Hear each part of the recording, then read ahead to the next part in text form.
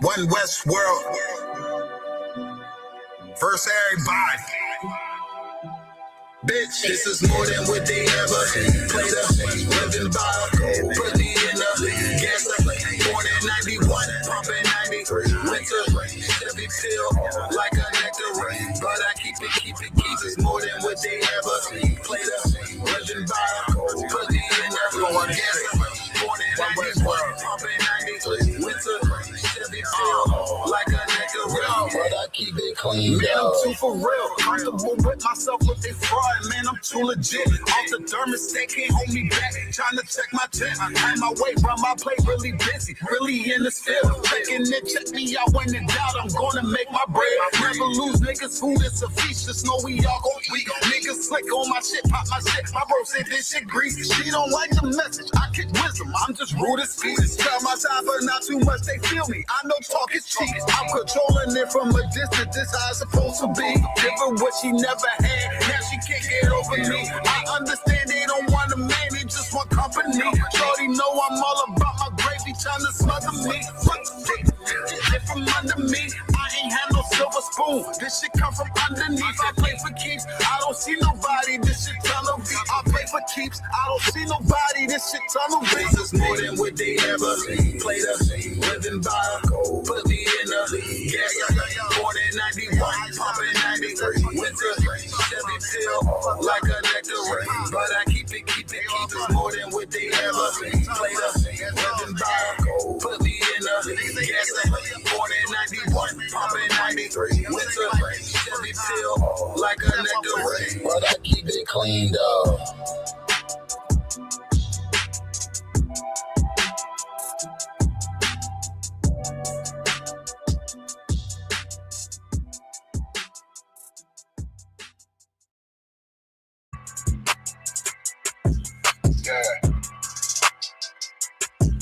Yeah, you know what it is. 140 for the rebel, Billy man, shit, nigga. Turn your head on, nigga. Okay, what Eve did to Adam, I just pray my love don't lie to me. Swing the iron like Samson, I can't let no hoe to lie to me. I don't feel rappers, all they lies is hypocrisy. Ain't no competition, ain't no rivalry. Niggas think I'm playing, I don't hear one word they saying, this shit light work. Think Muhammad one of us, he might lose his life first. Suckle up and stay alert, another can stretch the nigga. He a demon, this an exorcism, watch I bless the nigga. You took that open blood, then you know I'm gonna get active with you. From the opposition, I see vision, let me paint the picture. Rappers claim they spit and I ain't listening, is in fact the fear. If revenge was a woman, I stole that Jacob, we gon' run the summer. It's gon' be historical. Thought they making plays, made them niggas call the audible. Ask who run this shit, but that question is rhetorical. Bitch, I'm the one, me cookies with the oil. I'ma get it back as hell. Should've never kidnapped my family. I can't do that. Bet I be the last nigga standing. Do a life sentence for my niggas. Pray you understand me. I might put a switch on this Glock and call it young baby. How you real trigger know them dots? You a bird feeder. Claiming he a demon. What's a demon to a cold leader? When he saying something, I ain't hear him. This shit it ain't about who got the gun. It's about who gon' up that fight first. I turn a bad situation to a game change. Bring soldiers from the dead. Just raise up the chains. Bring shots. I'ma look like Aaron Jones when I run it. Never bite the hand that feeds you. You'll never get that hand back. He bitch about 10%. I don't wanna hear none of that. He dropping sword. Fuck him. Just make sure you get that cover back. Look around. He ain't with us. Probably cause he never was. Now my chin like you with the angels for your brothers. Everybody won't be Richard Porter. God kill him like Alpo. Play if he want. It's laying in the trunk like Lee Malvo. A certified woman's ass nigga. I am not a toy. Hey, I was that hollow son. Yeah, this the rim accord. Feel like Gullah Jack when I'm in Fayetteville. You feel your boy. Still up on my bread. Still, I think that's all that I do. The way I get that boy lost, they gon' start to call him Elroy. Fuck his game. Pop out on them dudes like I'm Hellboy.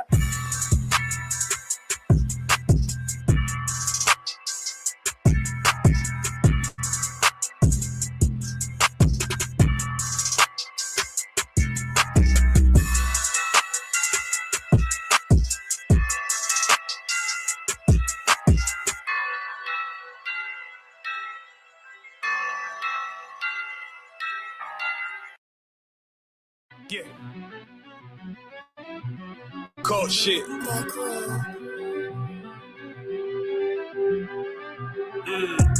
I ain't come with goons, but I'm well connected. Walk in the room and pop, pop, like you got rejected. Let me see if you qualify or not. Spinning up in a tinted truck, riding around your block. Busy man. I get a word of this shit from top to bottom like a motherfucking ceiling fan. Hopping out the rental van, on my way to LA. Brothers out in Cali and they killers out of every set. But I ain't tripping on no blood. One West, all my niggas got it out the mud. Put your face on a t-shirt, memory of niggas acting tough in them songs, that's the drugs. I don't need no cases, all my pistols clean. So now I weigh my options. Used to use the triple beam. Used to get the wop, mix it with the nicotine. Now I travel state to state and put on for my team. The fuck wrong with them? Ain't on my level, I should let my dog get them. I see niggas and they feelings all feel them. Keep the Glockin' with me, it was like a ball with it. Me at the end, I gotta stay patient. They hate me, Lord, I gotta stay dangerous. You one of them? Yeah. What's the problem? From one West, go to war with everybody. Cut the grass for the snake, fuck the gossip. Front line with them soldiers, that's my posture. Gun drawn, trying to cut us an imposter. She get out the pocket, go to war with everybody, yeah. Send that hate, make it to the featherweights. Niggas say they hard, but they sweeter than a dedication. Hold on, think it's time to introduce. I'm a man and a beast and a stepper and a ruler. Hold on, and a G and a soldier and a mover. Hold on, and a killer and a prophet and a shooter, nigga. Trying to stay humble, my shit crazy. Cold leader, need the blue stripes, no Greek baby. Can't be serious, you a funny boy, young fly. Look wrong, must be a dummy, I ain't gun shy. Fuck that little bitch, she a hook. Nigga swear he the go, bring him to the bush. The fuck wrong with him? Ain't on my level, I should let my dog get him. Niggas in their feelings, I don't feel them. Kid they Glocky with me, it was like a ball with him. Be at the end, gotta stay patient.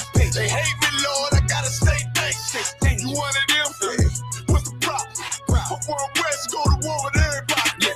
I'm from Philly, you get hot, you catch a cold case. I'm one West, these brothers trying to set my soul straight. They done turned me to a prophet from a demon, and I'm locked in this shit, ain't leaving.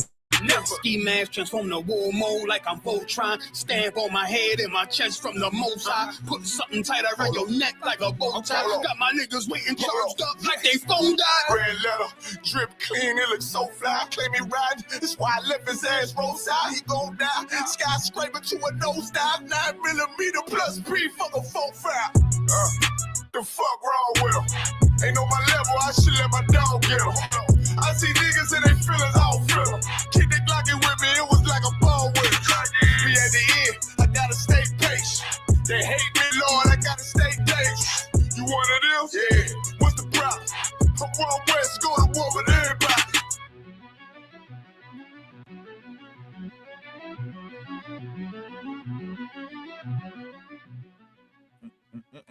Hey man, why my face? Why my face got to be blacked out? Why my face got to be blacked out? Huh? Yeah. Sorry, I was right here. All right. Yep. Some shit with that. You shut right up. Ah, shit. Shalom, shalom. What's going on, everybody?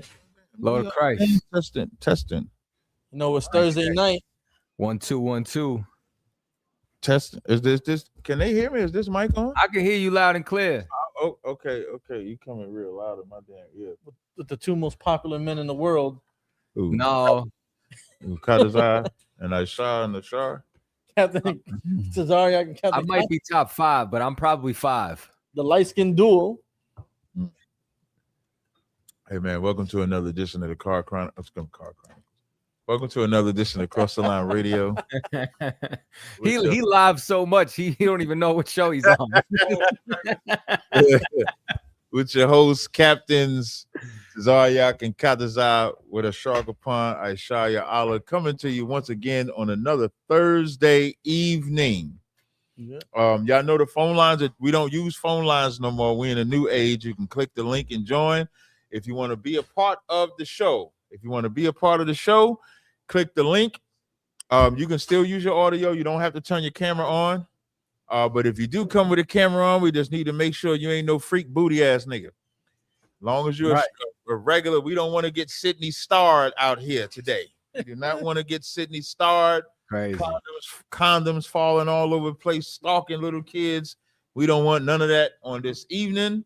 The title of today's show is Who Told Christians God's Laws Are Done Away With? This is a Shaga Pond's topic. Blame your Christian pastor. I'll blame your Christian pastor for teaching you to hate God. That's a fact.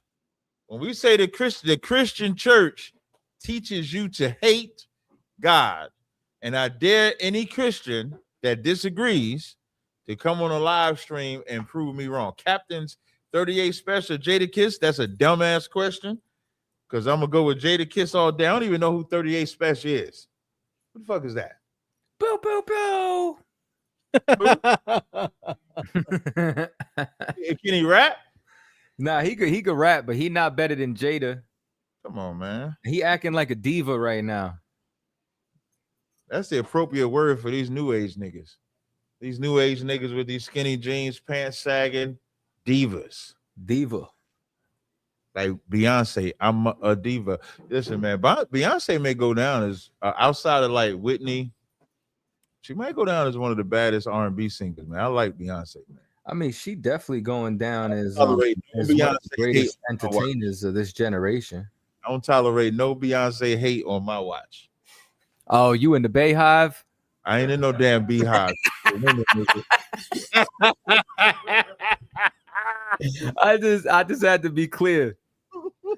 You know what Tay calls it, Miss Harmony.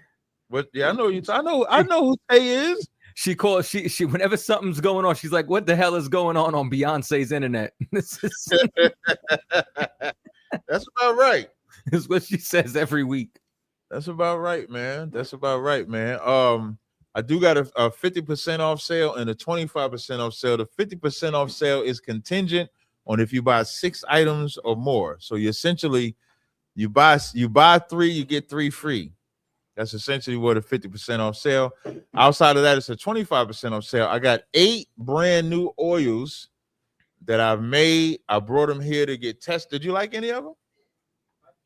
The Superior? You said Superior. I know you said.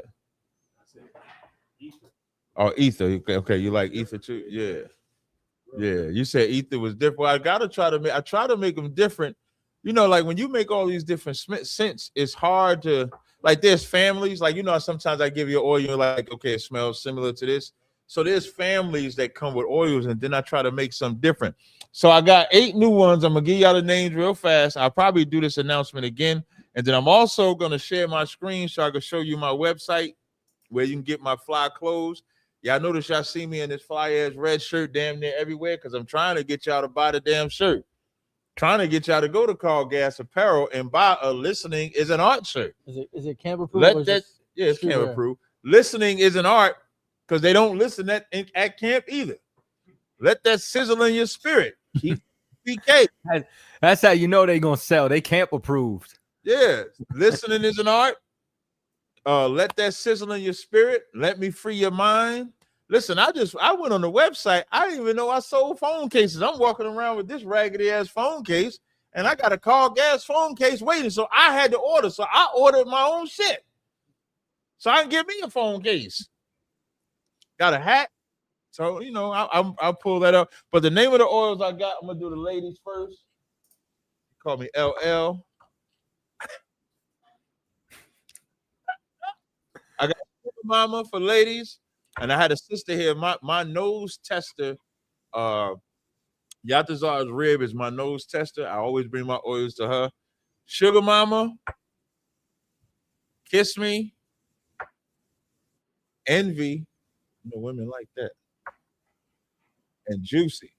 I ain't got to explain what Juicy is. If I got to explain what Juicy is, ladies, you can't even wear that. What's Juicy? You can't wear that. For the fellas, I got El Jefe. Translation, I'm the shit. At least that's what my checks say.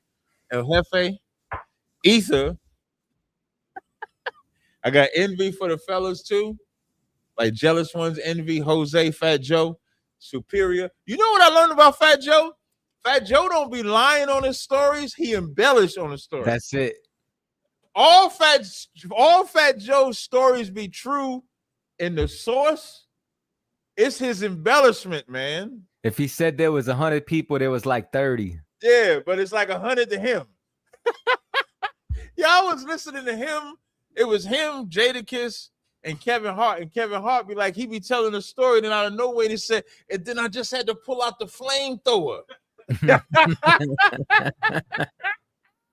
Had to pull out the flamethrower. And then my man Hector, he was right there, and he always got a co-signer for a story. And then when you go ask the person that he say was there, they was there. It's just not as embellished as Fat Joe say it, but they was there. Yeah. So hold up, but while we doing some, you know what I mean, some shameless plugs. So just so y'all know, right? So we got a couple of new updates on Tribe Vibes, right? So for example, now when you go to browse, we got everything accordion style. You can find all the music, you know what I mean, on how to search. And then as well, we got new menus. Once again, we rebuilt the player. Who that little nigga right there? The playlisting, a real one. You know what I mean? And then if I was to bring y'all back to the home button, what I want y'all to see is, man, we got Westside Quam all the way in Cali. My man Zoo, you know what I'm saying, dropping. I done dropped some new tracks, not to Zob. You know what I mean? Like, I think in the last 2 months, about 50 songs dropped. You know what I mean? So we got new music dropping every single week, new players, new updates. We done updated the charts. We got weekly charts, monthly charts, and all time. You know what I mean? The app, the speed is up, the music is up. Make sure that y'all subscribe, because the next thing is I'm bringing out some of the content creation. So what I'm doing is I got a lot of different recordings coming from how I grow the greens. So y'all gonna get a behind the scenes look of why I started the farm, how we started it, how it runs, and all that's going to be on Tribe Vibes. So make sure that y'all subscribe, man. Also, too, in New York City at 2279 3rd Ave, Harlem, New York, I want to set up I want to do a 1v20. That's what I want to do. Right here in the school, Captain Tazaryak versus 20 whoever. You could be white, black, Chinese. I don't care what your ethnicity is. I'm thinking like, are the Black Hebrew Israelites a hate group? Since they like calling us Black Hebrew Israelites, one of the titles, y'all get to prove how we are. Like, I wanted to be like, I'm like real hot seat questions. Like I seen, let me tell y'all, man, it's a lot of copycats. How my man Run say, it's a whole lot of superstars on this stage here tonight. But this is my house. So and I'm saying that in regards to these 10v1s that y'all see popping off, like my man Sean Kelly out in Vegas. Since I've done that, you've seen a lot of the 10v1s with Christians and stuff like that, but they're really catered to benefit the opponent. Mine was the first one where I was actually attacked. Like the titles was about me being attacked. Jesus is God, I was attacked. Is slavery was Christianity a slave religion? I'm getting, y'all saw the black guy. Black guy was losing his damn mind. So I want to get topics that actually attack. April said is it going to be live? We'll see. We'll see. Maybe some of it might be live because I want to have 2 cameras. So when I do stuff like that, I'll go live for a little bit, let everybody know what we're doing, and then we record it. So I know they love to call us a hate group or like the Klan. Racist, yeah. A racist. So one of the titles, one of the questions, I want them to come and say, are you racist? Are you like the Klan? I really want questions that can really challenge my position where I don't want to be comfortable. Are you the black KKK? Yeah, are you the black KKK? And they could come with their stats to prove we the black KKK, and then I can try to challenge. And I'm not going to be like Officer Tatum. Oh, let me tell you something, though. But them liberals, let me tell you why you cannot use the word debate. It makes you vagina. I'll use this analogy. I was talking to, who was I talking to? I was being interviewed, and they asked me, why do I say battle over debate? Have you ever seen that movie Stomp the Yard? Yeah. Mm-hmm. You ever seen that movie Stomp the Yard? Stomp the Yard is about stepping. Stomp the Yard is about like back then it was like the hyphy dancing. College. Yeah, but before they get to college, the hyphy dancing where it's real aggressive battle dancing. Like you ever seen them hyphy niggas doing all this shit, doing all that shit. And so Chris Brown and his brother, they battled these. She said what? Clip that. Chris Brown and his brothers is they battled and they beat him. Chris Brown ends up dying. The brother goes to college. That's what the Shaw is talking about. So when he goes to college, they step. You know, they do the who, they do all that bullshit. So they at some club. I can ad-lib a story. So they at some club, and when they in the club, they doing the whole battle. And so the brother that knows how to battle dance hops in there against a stepper. When he hops in there against the stepper comes doing this little dance or shit. He's supposed to be from New York. He do a little windmill, but when the brother come out there, he battled and beat the shit out of him. The next day, he a yard worker. Like he work in the field. So the next day, these clean cut ass niggas, these what alpha or kappa, whatever they call them, these clean cut ass niggas roll up on him. And so the leader comes up to him and he was like, you know what I mean? I brought my man with you so you can know in no animosity. We like how you step. We like how you battle. He said, we want you to join our line. And homeboy said, I don't step, I battle. And the dude said, what's the difference? He said, pussies step. Pussies debate. Remember that. When you're debating, it makes you be nice. It makes you be professional.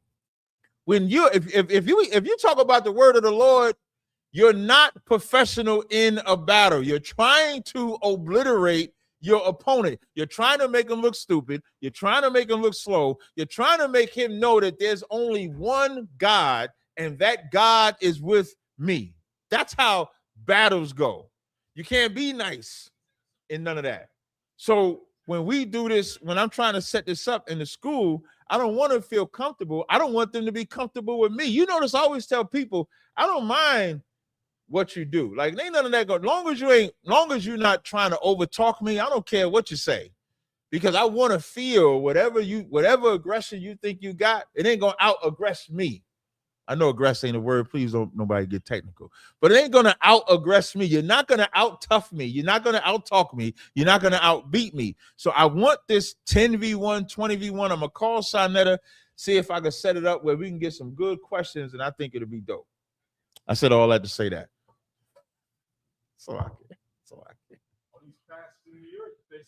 Yeah, like Pastor Manning. Like I'm supposed to do something with Pastor Manning and all that. Listen, man, they say they want it. I like, listen, man, my favorite boxer, the greatest heavyweight of all time, Mike Tyson, said everybody got a plan till they get in that ring and they get hit. Then plan go out the window.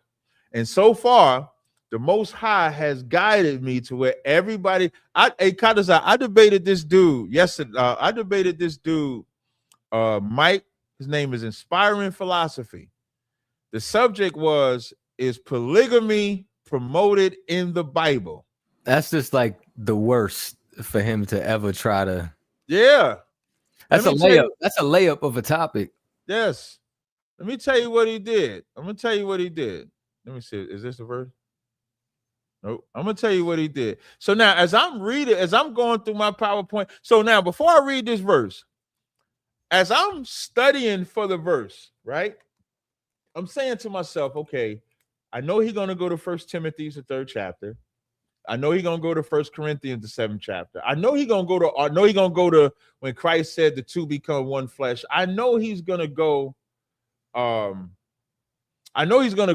to these scriptures.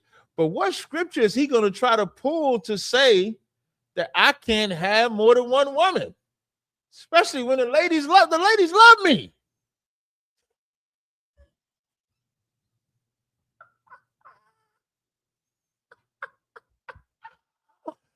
It's a fact. That's right. I say stop. They're like, I don't want to stop. I'm like, hey, don't stop.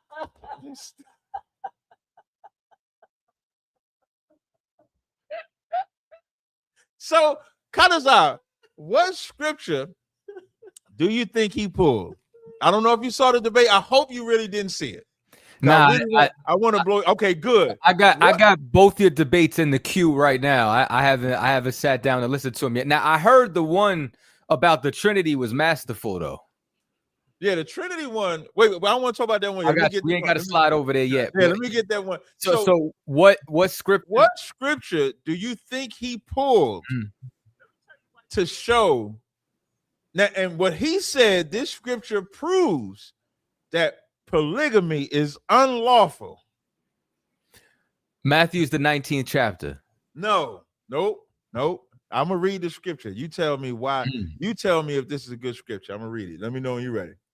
Okay. Neither shalt thou take a wife to her sister to vex her, to uncover her nakedness besides the other in her lifetime. Wait, so he went to the law? Yeah. Leviticus 18 and 18. So wait, so don't say nothing yet. Hey, Benjamin, if you don't like ads in the live streams, just turn it off. Just stop watching. He went to Leviticus 18 and 18, Kadazai. So he went to Leviticus 18, where in the beginning of the 18th chapter, it said, after the doings of the Egyptians, ye shall not do. Right. When we know that there was incest practice right amongst all of them. So the Lord is making these actually have to do with the family. And he's even recalling the strife between Jacob from their history. Yeah. So how did he spin this? So he's trying to he said, now his response was outside commentary, saying that this sister meant any sister. So I said to him, I said, so you telling me that none of this is talking about an actual sister? He said no. He said it like Zoolander. Yes. Oh, you never seen Zoolander? Nope. That's why I just said yes. I'm taking your word for it. When he was like, they were like brothers to me, and I don't mean it in actual brother. I mean it in the way black people say it. Yeah, yeah. And listen, so I read Kadazai. I read the New International Version, New Living Translation, English Standard, Berean, the New King James, American Standard, NASB, Legacy, Amplified, the Christian, the whole. I read 25 different translations. All said sister in the biological sense. He said all of them translations was wrong. All of them. So Mike is the authority. Yeah, that's what he said. He said based on the commentary, these people didn't have the strength. They were too afraid to say that it was wrong. That's what he said. It's pretty bad. Hey, Mika, if you complain about the ads too, you can leave too and lose your moderator badge. Shut the fuck up. Thank you. So now he also used 1 Corinthians, the 7th chapter, when it said to avoid fornication, which I knew he was going to use that one to avoid fornication. But I thought he said, let me help some people out. Today probably is not the right day to think you're gonna be an asshole in my chat. I'm gonna just help some people out. So now I thought that, and this is what I learned too, Kadazai. Christian apologetics don't go to church. I don't know if y'all know that or not. Nah, I didn't. Yeah, they don't go to church. I don't think no Christian apologetics. So how do they fellowship? Debates. That's how they fellowship. Debates is how they fellowship. And I'm gonna tell you why I said that. So I asked him, I said, do you know what the fornication was? That's what I asked him directly. I said, do you know what the fornication was? He says, it doesn't say what the fornication. I said, yes, it does. Yeah. I said, have you ever read 1 Corinthians, the 5th chapter? When that man slept with his father's wife, that was the fornication. It doesn't say that. And so I read 1 Corinthians 5:1. And it says, I have heard that there, wait, let me just get it so I can make sure that I got it right. Now I'm gonna help people out. 1 Corinthians 5, it says, it is reported commonly that there is fornication among you. And I said to him, is that word fornication right there? He said, yeah. It says, such fornication is not so much named as the Gentiles, that one should have his father's wife. I said, so is 1 Corinthians 7 addressing that fornication? We don't know. Was his response, Kadazai. That's how that debate went. What was the crowd's reaction? The crowd, when it came to the Q&A, the crowd came to him and said, why would you go with the commentary over the translators of the text? They said what I said. They said exactly what I said. So I didn't understand it. So I'm listening. I'm listening. So this was like, you know, it's bad if your own people, like if the Christians is turning on you. Yes. So now, from what I was hearing, I know General Muhammad brought it up a little bit, but then so was this or the earlier debate with Malone? You know what I'm saying? Where he had with Vocab Malone. Okay, with Vocab Malone, you want to play it? I could pull it up if you want to watch it. If you like. Yeah, I could pull it. Let me find it. Yeah, I need a recap. I didn't watch it yet, so you know. Okay, yeah. Let me go on my channel. I was trying to talk to you so damn much, man. I gotta limit how much. Yeah, I understand. I was trying to block this remove the moderator badge, and I'm gonna remove it. But let me play this video. Let me play. So this was in the Trinity debate. Now, the Trinity debate, the Trinity debate was so good that even the crowd, like you, if you could have been in the crowd, and the brothers saw it too, because I saw it. The crowd was like, I brought out Revelation, so I'm gonna give you the scripture I brought out before I play the vocab part. So as I'm telling them, Jesus is not God, Jesus is not God. So then in one of the rounds, I read Revelations 3:12. This is the verse I read, Kadazai. It says, "Him that overcometh will I make a pillar in the temple of my God, and he shall go no more out. And I will write upon him the name of my God and the name of the city of my God." And as I did it, Kadazai, I put my hand up like this. Every time I saw the word God, I did my hand like this. I said, let's see how many times Jesus says he has a God. So this is what I did. I said, I'm going to read it again. "Him that overcometh will I make a pillar in the temple of my God." And I did like this. That's one. "He shall go no more out. And I will write upon him the name of my God." That's two. "And the name of the city of my God." That's three. "Which is in New Jerusalem, which shall come down out of heaven from my God." That's four. And I said, so y'all telling me Jesus is God. But in this one verse, he said that he had a God 4 times. And then I looked at the crowd's reaction. When I saw, this is debate that I had in the church. That's correct, April. Like when I saw the crowd, even the crowd at that moment and then afterwards came up to me and was like, "Man, you showed me something I never thought about. I didn't see that before." So I'm gonna share my screen. Most High Christ. So I'm gonna share my screen. We can look at the vocab part. To Richard in the chat, if you believe it's BS, there's a link that you can pin that's pinned to the top that you can always join and tell us what you feel is BS. Let me add it to the screen. Add to the screen. All right, so now this is it. Let me just blow it up. And let me get to, so I'm bringing it towards the end because this was the Q&A part. Let me see where vocab stupid ass is at.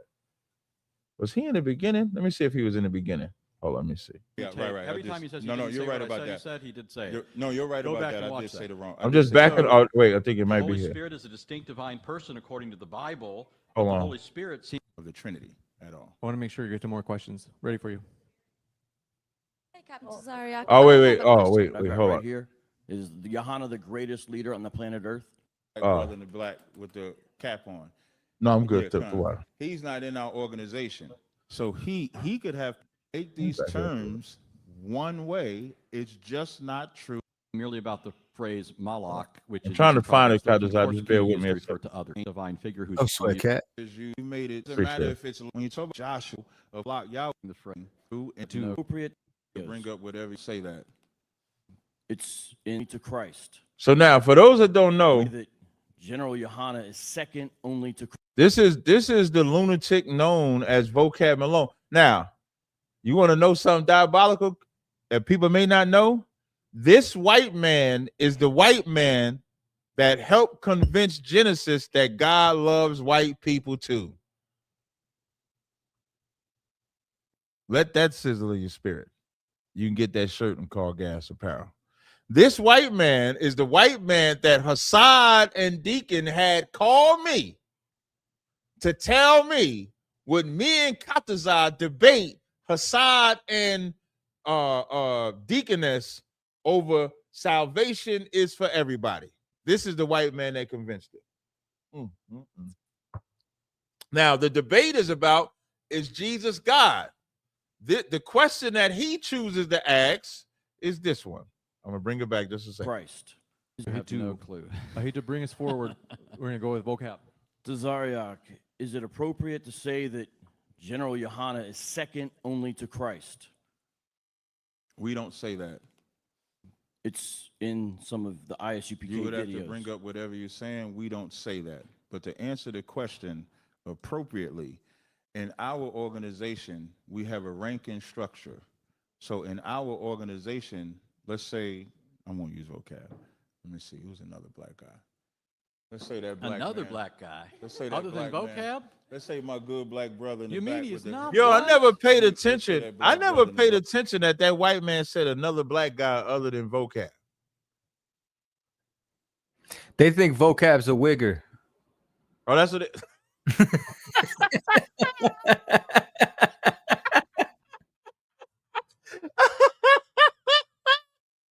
I ain't put that together, Kadazar. Yeah, Con. I didn't put that He's not together. in our organization. So he could have power anywhere else. He could be the president of the United States. He could be the king of Asia. But in our organization, he would not outrank Commander General Yohana, because in our structure, we believe under God, that's our structure. So it's not about second the way you and others try to teach it. It's just in our hierarchy, nobody else outranks Commander General Yohana. It's just that simple. I can give you a I would peek. imagine in other organizations, if they get to the president, like the president of the United States would not say well, Israel probably outranks Give him it in the a quick day. follow-up. But the president of the United States would not say Putin outranks him. He would say the only person above him would be God also, just so y'all can understand. You us. agree with Shalak that commanding General Yohana, the leader I of the don't know who Shalak ISUPK, is. Shalak's right over there, that he's the greatest leader on the planet Earth, according to his post that I've got right here? Is Yohana the greatest leader on the planet Earth? Yes, but I would like the questions to be on the subject. These Right. questions are not on the subject. So if I could say Sure something real aren't. quick, I do think there's something relevant here. Notice he's saying for them, the order is So God, that now Christ, that's the and first time. this is So what that's commanding what. general, you know, Oh, hold on, let me where's the- pause that. Sorry. So that's what he did pretty much in both debates. In the second debate, though, when he came up and tried to ask a question off subject, and I said your questions have to be on subject, the white lady came to him and said, "Hey, man, your questions got to be on subject." Hey, listen, them white people love me. The white women said, "Man, we love him." He I don't know all around what his obsession is, you know what I'm saying? But he's looking like, I don't know. I think he's actually trying to branch out into a different lane, because it's like his channel's dying. He's like the Christian Chud the Builder. Yeah, like nobody cares about what he's doing, which is interesting. No, nobody does, and that's why he's trying to ride the curtail of everyone else. Like, and this is what I wish that young kid, God Logic. When I'm saying young kid, he's a child to me. But a lot of people are children. A lot of people that's not in this school are children to me. A lot of them. But God Logic, I remember telling God Logic a couple years, like last year, about dealing with that guy Sam Shimon. I don't know if anybody knows. I debated Sam Shimon early this year. I remember, Kadazar, Israelites put a lot of faith in white people. Dead ass serious. When back in January, when I was debating Sam Shimon, it was Israelites telling me, like, yo, you better be ready. I said, we debating Jesus is God, right? Yeah, you better be ready. I said, we debating is Jesus God, right? They said, you better be ready. I don't understand this shit. Like, I felt like Yahushua when he said, how long must I be with thee? Like, how long have I been around where anybody would beat me on Jesus is God, Most High God, etc.? There should have never been even a doubt. Hey, man, he sucks, and the moderator sucked. Right. But I go into every battle like that. I'm fine with that part. What I wasn't fine with was these Israelites coming and saying, you better be careful. Because I've yet to be threatened in the topic. Let me tell you something. You know the debate that it's two debates that's nuanced. Gentile salvation is a nuanced debate. It's a nuanced debate, not that Gentiles, meaning non-Israelites, can be saved, but because of the way Gentile, stranger, foreigner, and stuff like that is used throughout the Bible. That's nuanced, where they can go to Ephesians 2 and say, see it say strangers here, and you got to battle these words and stuff like that. Jesus is God is like, it's the most popular subject amongst Christians, but the most easiest one to defeat out of them all. And I told God Logic, I said, and listen, man, for all of y'all like Richard, you should stop being a punk. Like, if you want to be a man, click the link that y'all got it pinned on Cross the Line Radio. Yes, we do, sir. I'm gonna make sure I got it pinned on mine. Nobody will hurt you. It's just a live stream. If you could do all that chatting in the live, you can come on stage. You'll be safe. This is what they call that. What's the word they like to use? This is a safe space. So I told God Logic, I said, first of all, I said you was better than Sam Shimon. And he immediately said no, like yielding to a white man. I don't understand that. Too emotional. He can't. Yeah, Sam Shimon is a bitch. Like Sam Shimon is like the worst person on the planet. And as he's defending Sam Shimon shitted on God Logic, called that nigga a grifter. Like a grifter is new to me because grifting is like what they say grifting is if you in the YouTube world, if you on like a lot of different podcasts and shit like that, you might want to call me a grifter. And I didn't know that was grifting. I thought that was getting your name out there. I thought that was producing content. People, you know how many people contact me? Like, there's this lady. No, Kat, it's different because you're inviting. You're like an actual guest on those. He's just showing up like he showed up to that debate that had nothing to do with him. Like you talk about vocab, but yes. I'm not. No, vocab. Yes, vocab is a grifter. I don't know if Logic is just showing up to these things. Oh, okay. So, damn, calling him a grifter is so he calling Logic a con artist. Now, all Christians are con artists. So, but a Christian can't call another. I can call them con. I can call these niggas grifters. So I can say God Logic's a grifter, Life is a grifter, Sam is a grifter, but Sam calling Logic a grifter don't even make sense because they both doing the same shit. They both grifting. That's diabolical. But Logic trusted him instead of trusting me.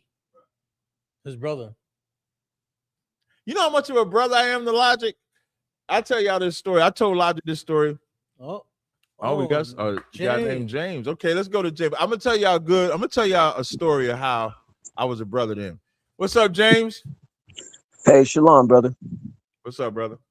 All right, can y'all hear me? Can y'all hear me clearly? We hear you loud and clear. Perfectly.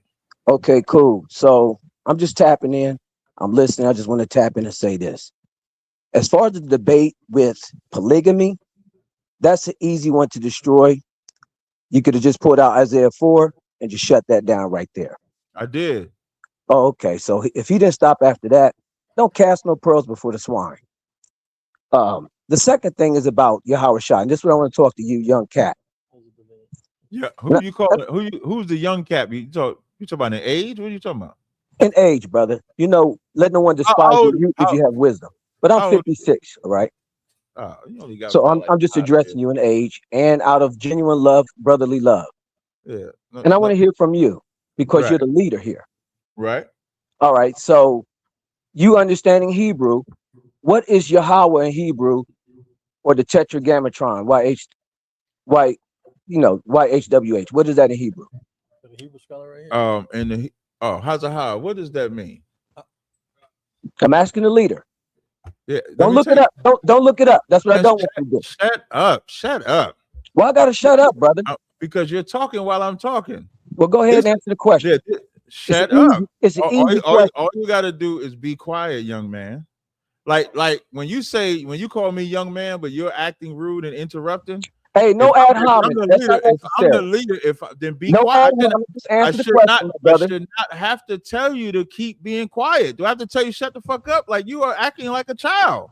Hey, that's homosexual behavior. Just answer the question. This is what leaders do. I am sitting next to our Hebrew scholar. So what a leader would do is say, why do I have to answer the question when I have a Hebrew scholar right next to me? All you got to do is say you don't know the answer, man.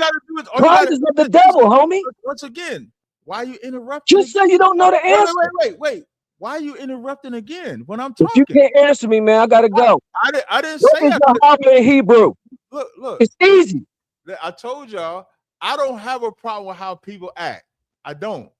Look, no ad hominem, no foolishness. It's me, you, and the Most High. All I need you to do when is be quiet. Christ is with us. Answer the question. But can you be quiet while I'm talking?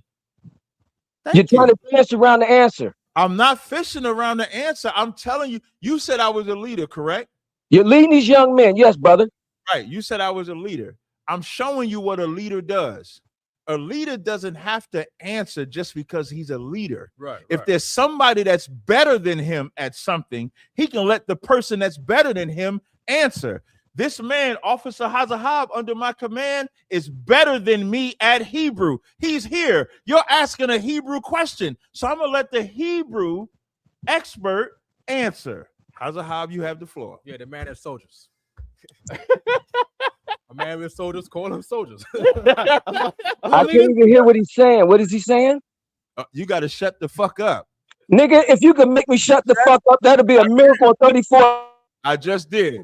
I just made you shut the fuck up. Behold, a miracle. Behold a miracle. I just made you shut the fuck up live on TV. I'm talking about man. Hazahab, go ahead. Behold, you shut the fuck up again. Go ahead, Hazahab. Go ahead. Prior research and including Jenna Kubalamoff, in the Bible, even when we're looking in the Bible, there's no description by the Lord to describe his name. But there is a speculation based on the what they call the conjunctions, right? The preposition Yah and the Haya. The Yah is beginning to say he, and the Haya to say exist or be, right? So some people, especially the white man in books, he will say the Lord's name means that he exists. All right. That's their speculation. Did you hear the answer? Yes. Now, can I give an answer? You're gonna keep muting me. No, I only muted you because you wouldn't shut the fuck up, child. Now, if you could be a grown man, I would love for you to meet me with a shut your bitch ass up. Dog, you bigger than me, but listen, man. Listen, before you unmute again. Before listen, we're gonna reset, James. Don't unmute. Don't unmute until I unmute you. You're gonna learn what a leader does. We're gonna reset the clock to have the conversation. When you unmute your mic, we don't need no bullshit. You ask what it means. The brother broke down what it means. You can agree or disagree, but you will be professional. Do you understand? I'm going to unmute your mic. Do you understand? I hear you, young brother. Let me address the brother with his answer now. You better be professional. Okay, so his answer was, this is a definition that came from the world because it was never defined in the scriptures. And he says it means I exist, or I be one who exists. Okay, that's wait one second. That's not what he said. He said there is no biblical description of the tetragrammaton. So when they break down the word, they use the Yah, which means he, and the Haya, which means exist. So they'll say he exists. That's exactly what he said. Okay, so I can accept that. They say that it means he exists. But being an Israelite, I know what it means. It means I am.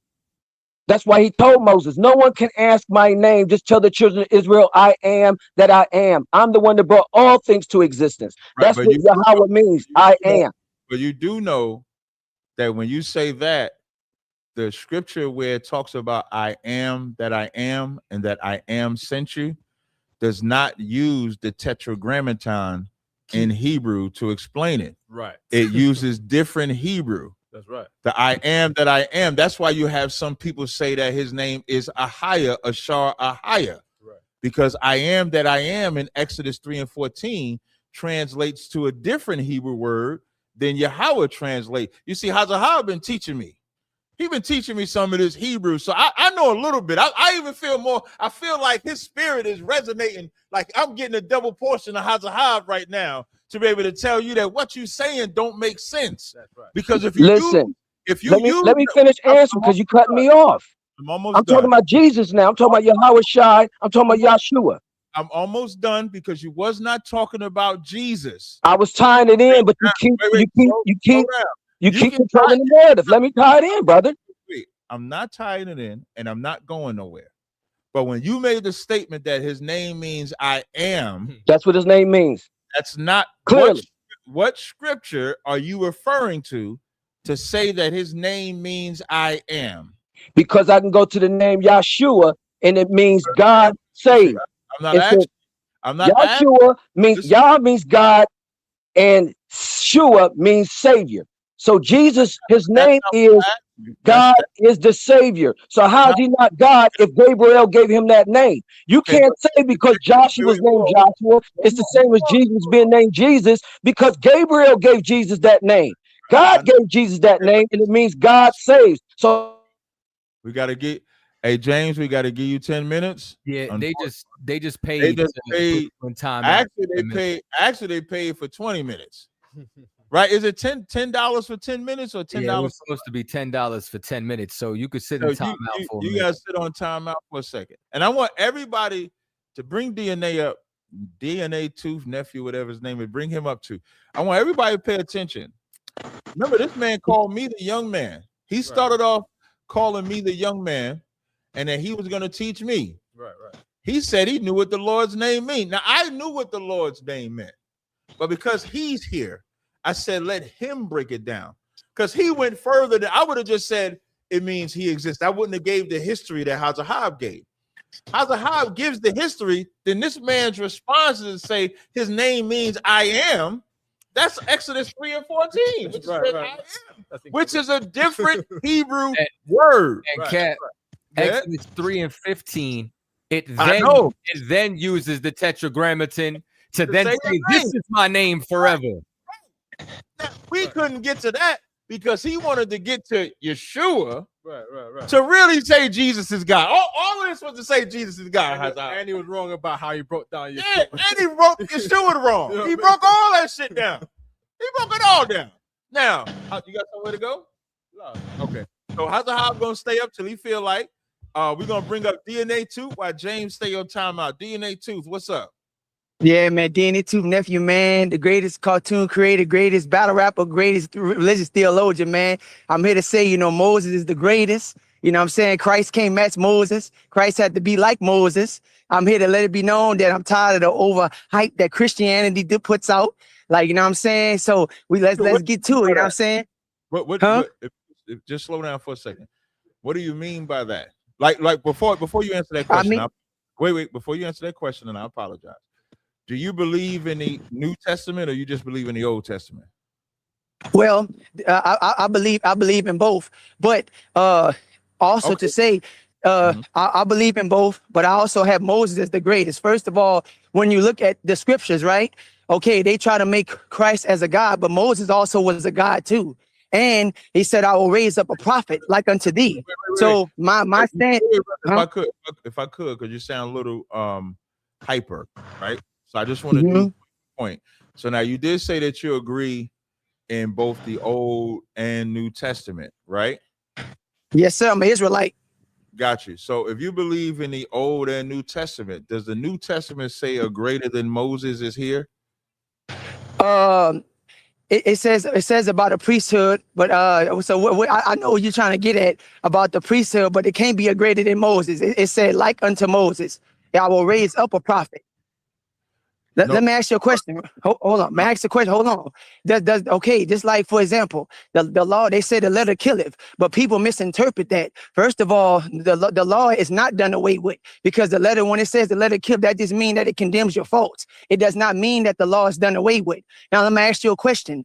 Here's the big discrepancy. Who do you have in this situation? Do you have Moses or do you have Christ? I have Christ. Oh, man, get a boo. Man, no, man. So let me ask you. So wait. So here's the standard. Wait. 1 second. let me just help you out. The reason why I have Christ now, before Christ, you had Moses. Moses, you'll find in the Bible that he was actually made a God by God. That's Exodus, the 7th chapter, in the 1st verse. But there's no verse. You made a statement to say that they make Jesus God. Is that in the Bible or outside of the Bible? No, first of all, no, I don't agree with it. I'm saying that, okay. Wait, slow, brother. I want you to calm down. I want you to hear the question. I didn't say you agree with it. I said you made the statement that said they make Jesus God. And my response to that statement is that in the Bible or outside of the Bible? Well, it's outside of the Bible, because I mean he was a son of God. I mean that's the perspective that I have, because if he was the father, when he said, "Father, why hast thou forsaken me?" that proves that he is not the father. That is the point of him, that the father is the greatest. Got you. I agree. And didn't Christ say in the Bible that the Father was the greatest? Right. That's right. I was just about to say that. Yes, sir. Absolutely. I agree with that too. So when you speak and try to talk about Christ, you can't use the Christian's lens to talk about Christ. That's when you made that statement that said a great they think that Jesus was God, because that's not in the Bible. You don't want to say that. Jesus never said that. No, I was only saying, I said, I'm here to debunk that. I said, I contest that. That's what I was saying, because this is the thing. It's like one of your prior debates, you said that, and I like what you said when you said that God does call Moses God. And that's a fact, because they tried to give Christ attributes that Christ had, the prophets had it. Christ was the son of man. Ezekiel was the son of man. Ezekiel also brought the forgiveness. We're all the sons of man. Huh? Right. That's what I'm saying. No, I'm saying that they're giving Christ accolades that the prophets had too, and the prophets don't get the same recognition when it comes to the Christian church. And I think that that's crazy. That's what I was saying. So when I said, okay, hold on, wait, we vibing right now. We're in agreement on that. We are in agreement that the Christian church is a piece of shit at how they lied on Yahushua and made him God. We are on par with that. But without him, we don't have access to the Most High. Right. Okay, hold on. All right. So now I'm glad you brought that up. Now, when you remember when Moses and Aaron went back to Egypt, you remember there was a point about them being a sign that the Father existed, because they looked at the Israelites being spiritually dead until Moses came. Now, redemption in that form just means to save. Moses was a redeemer. So here's the thing: if they didn't. If they was dealing with a dead God, this is the thing. This is the thing. When Moses brought the Torah, right, that proved that we had redemption, because we had the law. So even when they found the law existed before Moses, brother. I know it did. Okay, that's what I'm saying. No, but I'm saying, but it also was written by Moses too. Remember, he said that the bill of divorcement, Moses also made modifications to the law, 613 commandments. Wait. Christ didn't make modifications to the law. He taught us how. Yes, he did. What he said change. What let me give an example. You remember when he said when he said about hating and loving your enemy, he said no. He said to love both. That's a modification. Christ never came to do it. That's not a modification. To understand, let me answer. Matthew 5:17, Christ said, "I did not come to destroy the law, but to fulfill it." That's right. That means most people think to fulfill meant stop it. That's what that's how. I'm not saying, brother. I'm not saying you. Most Christians teach that fulfill mean he came to stop the law. So yeah, we couldn't eat pork back then, but now we can eat pork now. We couldn't do this then, but now we could do this now. Fulfilling something is completing it. Follow. Fulfill means to follow. Right. Means to follow and fulfill. So right. So are we listen, are we supposed to love our brothers? Right, of course we supposed to. So okay. what I was saying. Walk with me, brother. Were we loving our brothers during the time of Christ? We were hating each other. We know that. Right. So should we hate our brothers or love our brothers? We should love our brothers. I was saying so what Christ was teaching them, that the enemies in that law is not us. Right, I know, brother, but you cut me up. I was trying to finish the statement. I was not saying I agree with it. I was saying that Christians claim that there was modification, but I'm saying you don't have a clear insight. He never came to do away with the law. He came to follow. So that's the reason why I have Moses. Hold on. This is the reason why I have. You No, I'm not. No, I'm not. I'm saying this is the reason why I have Moses as the greatest. This is the reason, brother. You're switching your argument because you want to say something, Kadazai? Yeah. Hey, brother, I got two questions for you. Who was Genesis 49th chapter talking about when it talked about the scepter shall not depart from Judah, nor a lawgiver from between his feet until Shiloh come? Right, it's talking about Christ, right? Okay, so now here's my other portion, right? What happened at the transfiguration since you believe in the New Testament? Oh, okay, so we're going to use it when God said that this my beloved son, hear ye him, right? Yeah, so that's exactly what happened. So who was standing there with him? Moses. So wait. And hold on. Moses. So okay, hold on. And Elijah. Hold on. And you know Let me get one point in. He said, you're gonna be able to talk. I just want to declare the point. Okay, go ahead. He said, "This is my beloved son in whom I am well pleased. Hear ye him." That's exactly what it said. So you know what that means? They wanted to give honor to Moses. They wanted to give honor to Elijah. And the Lord said, "We're listening to him over Moses and over Elijah."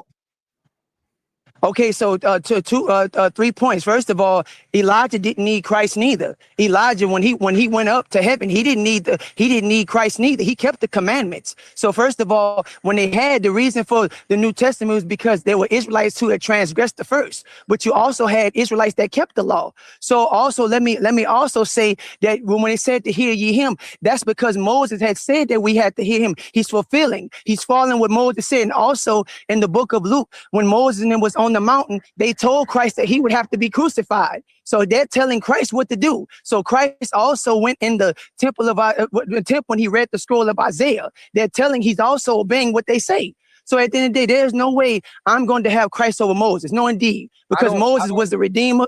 I don't know if you understand the audience that you're speaking to, right? And the reason I'm saying that is because most of the points that you're stating, right, with the exception of Moses outranking Christ, we agree all day. You know what I'm saying? We don't believe that Christ is the Most High or Christ is God. That's why Captain Nazaryak asked you, is that outside the Bible or in the Bible? We don't believe that the law is done away with because Christ did not come to do away with the law nor the prophets, but he comes to fulfill. That was the second point. Man.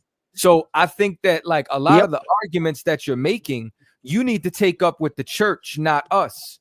However, this is what No, what I was saying was because y'all at the same point, their principle is okay that y'all feel like Christ is the greatest, and I disagree with that because when you read, he said when he said a man like unto Moses, it's telling you that that metaphor means like. So I'm looking at, okay, y'all man who is Christ, right? Moses is my man. So y'all man had to follow my man. So I'm just saying, don't get it misconstrued that we can't forget about what Moses and what he did, because what Moses did made him the greatest. He had an experience like no other. So I'm just pointing that out, that at the end of the day, Moses brought salvation as well, because when they were dead spirits, they were under polytheism until Moses came and he said, look, now we can follow the true God of Abraham, the God of the Hebrews. It was signs to be given that the God, the true God that we're not under no foolishness, but we're under the God with power. You know what I'm saying? The God of Abraham, Isaac, and Jacob. This is what Moses introduced back to them because they had been in slavery. Why do we need a New Testament then? Because they had Israelites that transgressed the first one, but not all Israelites transgressed the old. Elijah didn't transgress. Who was the mediator of the First Testament? Man, you know who that was, baby. Moses all day. Okay. You know it, man. My man. That's right. So who's the mediator of the new? Christ is. So right now, right? We need a mediator. So as a result, Christ has taken that seat. He's taken that spot. That's it. But let me ask you a question. When you brought up the transfiguration, okay, you also remember that Moses and Elijah went up to heaven too. As not to be a repetitive point, there were other men who achieved the same greatness Christ had when it came to the Father. Now, I want to say, just to add as a point, it leads to show that the very aspect of it, that the Father is purely the greatest. That's why Christ also said the Father is greater than I. So when they try to say he's the begotten Son, they were also sons of God during Job's time. A lot of these titles were already existed before Christ came, and even physically before he does came that on have the to scene. do with what we talking about, man? No, because what you mean? What it has to do with, brother? Saying that there's other sons of man does not take away from Christ being the man. There's one Moses is the man. Moses is the man. There's one mediator between God Moses and is the man. man. Hey, and guess what? Hey, shut up for a second. There's one mediator. There's one mediator between God and man. Who's that? Hey, first of all, Moses is my mediator. There's one. I am answering it. What? There's one. Tell me. I need you to tell me who it is. There's one mediator between God and man. Who's that? That's right. And in my case, it's Moses. Okay, no sweat. I got one more question for you. What's 5 plus 5? Let me ask you a question, Tazari. Wait, hold on. Listen, I'm gonna let you rock. I'm gonna let you go right after you answer. What's 5 plus 5? It's 10, brother. Appreciate your dumb ass out of here, man. You know what, Cap? There's only one thing. You should have said, how many commandments did Moses get? Right. No, because he said 613 earlier. Nah, you should have said, well, how many was written on the slabs? Oh, right.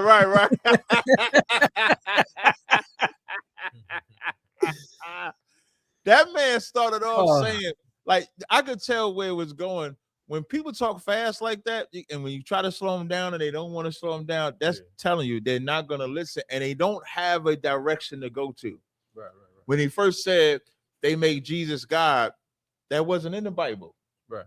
So he's saying he's not a Christian, but he's talking to me as if he's talking to a Christian. Right. And then he said he's seen my debates when I said Jesus is not God. So why would you come to me with Jesus is God talk? Right. And then when Kadazar cut him and he said he believed in the Old and New Testament. So when Kadazar cut him and said, you got Moses there, you got Elijah there, and the Father said, this is my beloved son, hear ye him. You know what that means? We don't hear Moses. We don't hear Elijah, not over Christ. Right. Hey, Cap, I didn't even get a chance to go back to 49 to then talk about, well, what's the point of waiting for Shiloh, and then who's the lawgiver from Judah? Right. Because like if a society is always going to grow, you know what I'm saying? So as a result, laws are always going to be given. This is why, just like Moses learned aforetime, you know what I'm saying? So it's damn near like, you know, there was no need for automobile laws when there was no automobiles. As a society grows, technology changes, so on and so forth. But what I'm saying is, a lawgiver is supposed to come from Judah. Right. What does it matter if you get a law from a Judite? Right. What is it? And if you're saying that that's Christ, what are you beefing with him for? I don't get it. Now I think it's been 20 minutes. I think we talked to that cat for 20 minutes. We're gonna bring James back. James. Now I think where you was leading off, James, is that you were saying that Yeshua, it leads back to Jesus being God. Am I correct in that statement or no? Yes, I want everybody in your audience, your little fanfare, to go and look up Yahweh in Hebrew and see that it definitely is I am. And you can add Lord or Adonai or the Shema into that. But he never gave us our name. As the angels told Manoah, the father of Samson, you're not allowed to ask me my name. When Jacob said, give me your name to the angel of the Lord. Hold on, let me speak, brother. I was in time out for 20 minutes. Hold on, brother. You was, but I like to do point for point instead of jumping scripture to scripture. So when that's because you can't match me, but go ahead. You're slow. Go ahead. I'll be patient with you. No, it's just so that we can have an open dialogue. And when Samson's parents, that was an angel, correct? Right. So now, So hold on. He wasn't allowed to ask him his name. So if we're not allowed to ask the angel of the Lord his name, why are we allowed to ask Yahweh his name? I'm not arguing that he said that. But when he left, who did Samson's parents say they saw? They said they saw God and he spared their life. They might die. Got you. So was that angel God? Do not listen. You cannot revile the gods. Any angel come down, you got to revere him like the Lord. Every last one. No, I'm not. Don't tell me about no judges. I know the Bible like the back of my hand, homie. But you got to You're disrespecting Christ, and I'm trying to stop you from doing it, man. That's all. That's why the young brother got off the way he did. He's learning from you. Before we get to Jesus being God, I'm just asking you. That was not God. That was an angel, correct? And we still ain't allowed to ask his name. I'm not talking about the name at all. I'm just simply asking you if they thought that was God and that's an angel. Did Jacob wrestle an angel or did he wrestle God? He wrestled an angel of the Lord, but he said, God spared my life and I live. Peniel is the name of this place. Got you. So anytime you deal with an angel, you have to address them as the Most High. Anytime. Well. You So call you and I would Abraham agree. called him Lord, brother. You and I then would agree. Elohim, Adonai, all of them. So if Christ came from God, he's from heaven. If he made everything, how is he not God? You lucky. I love content. I love content. So you and I would agree. Wait, relax. That's all I'm telling you. I died for Christ and I killed for Christ. So stop doing this shit, nigga. Because you don't anyway. You a 6 foot tall punk. Don't let me prove it. Don't let me to you, nigga. I said leave him alone. Leave Christ out your mouth, you fucking faggot. How about that? Wait. One thing we ain't gonna do is take my inches away. Fuck ass nigga. Don't let me prove it. Yeah, you put some respect on my inches. Just ask the ladies. Inches matter. You fucking faggot. I am 6'5". I am 6'5". What the I am not 6 feet. I am 6'5". Put I some respect on. You are. When I see you, I'm gonna make you pay the all right. nigga. Yeah, we know. We know. The way he stands. We know. James, if he give the order, I'll slap the mustache off you. We know. No, I don't want to do that. I like him like this. Like, what you say? Doesn't the Bible teach you how to have, like, discipline? Yeah. Remember. Look at my face, you bitch ass nigga. That little lightweight ass faggot beside you talking shit. He looked like a rat. Yeah, he do. His whole face looked like you got to call him Splinter. Yeah, no, I was just I said the same thing. I'm telling you. No jesting, no foolish talking. Me and Katazai's here. You have no discipline. Jesting is for faggots. Katazai all the way in Texas. You got he had Splinter on his mind. I had Splinter on my mind. You're a comedian. As soon as I saw him, I just saw a rat nibbling. I just saw a rat nibbling. That's what I saw. I saw a rat. Hey, you are not a man. No discipline. You are not a man. And I want everybody to pay attention. This man that came up here said the F word, said the fag word, did all these words. And I'm just trying to have a conversation with him. But he's so close to the camera. Look at it. He don't even realize he's not even on the stage. Y'all, he talking.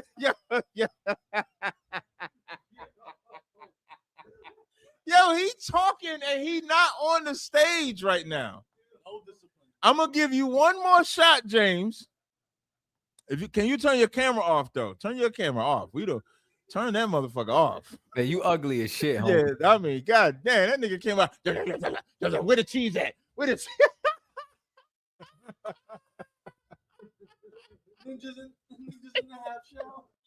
Y'all can't tell me I don't love my people. Y'all can't tell me that. This man called me all type of fat, try to take my inches away.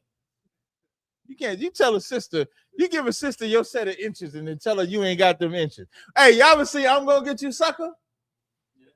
Remember that scene where he had the girl and he was like, you know how I said I don't know how many inches he said he had? I ain't really got those inches. I got these inches. Did you see her face? Her face like, damn, this is the nigga I ain't got to deal with. Don't take my inches. Hey, James. Look, listen, James, listen. Okay, good. He took his camera off. Thank you. James. Oh, hold on. Let me speak because y'all doing homework. The fuck up. Hey, if I could say this, sir. Oh, go ahead. Before we, hey L, before you don't say nothing. What the fuck is that in the background? All right, hold on 1 second, L. Yeah, what you gonna say? I was gonna say, you know, man, there's a lot of people in here that love Captain Desire. There's a lot of people all over the country that love Captain Desire. There's a lot of people who's not in the UPK that also love Captain Desire. You see what I'm saying? So when you talk about a man, Most High Christ, think about people who love him. Yeah. You see what I'm saying? Hey, real quick, tell me this ain't him. Yeah, that's him. Tell me that don't look. That's you, twin. That's you. That's the you. beard and everything. That's him. That's James. Stupid motherfucker, man. Listen. I love my bro. I love what Hazahab. Let me translate what Hazahab's saying.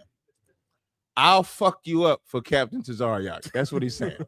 Watch your mouth when you talk about Captain Tazaryak, because he's gonna be okay. He's gonna say, okay, I'm just battling the brother. But I don't look at it that way. That's what Hazahab is saying. I look at it like I want to wring your neck. Like I want you to be in front of me. So Tazaryak could say, don't do it, but I would want to do it. That's what Hazahab is saying. I say Salaki after. Yeah. Hey, let me tell y'all a story. Hey, one quick story. One quick story, El Baza. One quick story. When we was at class at 2 West 115th Street, oh man, a young Hazahab, he might have been 1,000, might have been a 50. Remember we threw that cat out? Yes, sir. We've had to throw a lot of people out of school. We throw this cat out. He was like, but my phone is right there. I said, Hazahab, give him the phone. Hazahab took that phone and just flung that shit. Hazahab just flung the phone at him because Hazahab was irate because we had to throw him out of school. You better be careful. The Lord, our love for the Most High is why a lot of people don't get treated the way that they would get treated. And you should thank the Lord for that. All right, go ahead, El Baja, if I'm saying your name right. Is it Baja? Nah, I'm Puerto Rican as hell, so that just says Baja Panty. That's what that says. Baja Panty. Okay. In other words, the panty dropper. I should have changed my name. But, yeah, you should have changed that name because ain't no panties dropping up here, brother. I'm that means when I'm interacting with women. I know, yeah, but you ain't. It's all good, man. Okay. It's all good. But, Cap, that might be an oil name. Oh, Baja Panty. Hey. Okay. You got it now? You got it? Okay. Yeah. Okay, you get it now. We vibing. Go ahead. All right, so check it out. So I got a couple questions. So I've interacted with you before about 1.5 years ago. You probably don't remember me, but so I got a few questions, right? So have you gone down the theory of what they're talking about, that the Bible actually took place over here and not where they claim? Have you heard of that? Is this one of my? Is this where we going? Listen, no, I just got a few different questions. That's he wasn't talking to you. He was talking to me. You so wise. Yeah, I already knew that. He was like, this is like you see how Officer Hazahab's area expertise is Hebrew. Mine is dealing with conspiracies. All right. Yeah. So that rabbit hole is bullshit. You know what I'm saying? Like even there's like this white hippie that's all over social media right now who's putting out a lot of different misinformation. I don't know if you've seen him, where he tries to say that the Mississippi is really the Nile and you can tell from its 7 tributaries and all that. And it's like, meanwhile, the Mississippi has thousands of tributaries. Like all the things that they say are not only easily debunked, you know what I mean? But not only is it easily debunked, you have so much anthropology that you can't fit into it, because you have to not only accurately depict, for example, the movement of how people went east to west, north, south, where these locations would have been, but then where's the people? So where's the Hamites? Where's the Hittites? Where's the Moabites? Where's the Ammonites? Where's the interaction between all the contemporary civilizations? And then what you start to find out is they're all on the opposite side of the world. You start to find out that none of that is over here.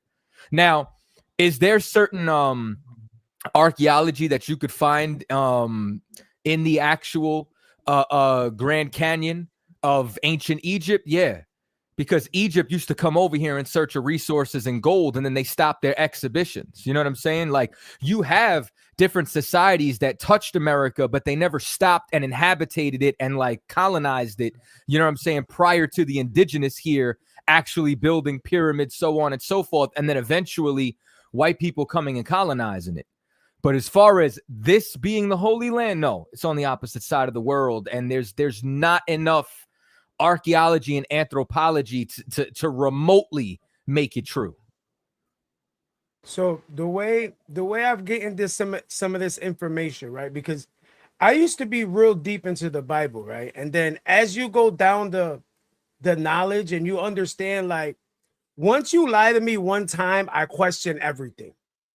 From there on, so now my first thing was, like in the Bible, he says, you're going to come to me, you're going to call my name, and I'm going to look at you like a stranger. I'm paraphrasing. Obviously, that's not exactly what was said, right?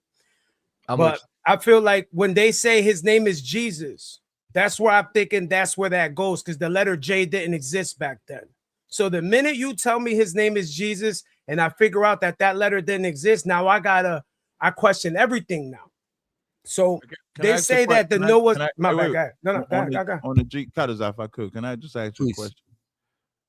Is the name Jesus Hebrew or Greek or English? I don't, just from us saying in English, I don't think it's a Hebrew-ish name, because if that was the case, that letter J didn't exist when he was alive. Because I could be wrong. I don't know everything. Go ahead.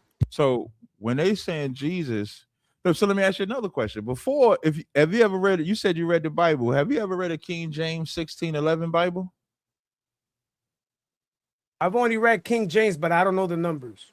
Yeah, so the King James 1611 doesn't have the letter J in it for Jesus' name.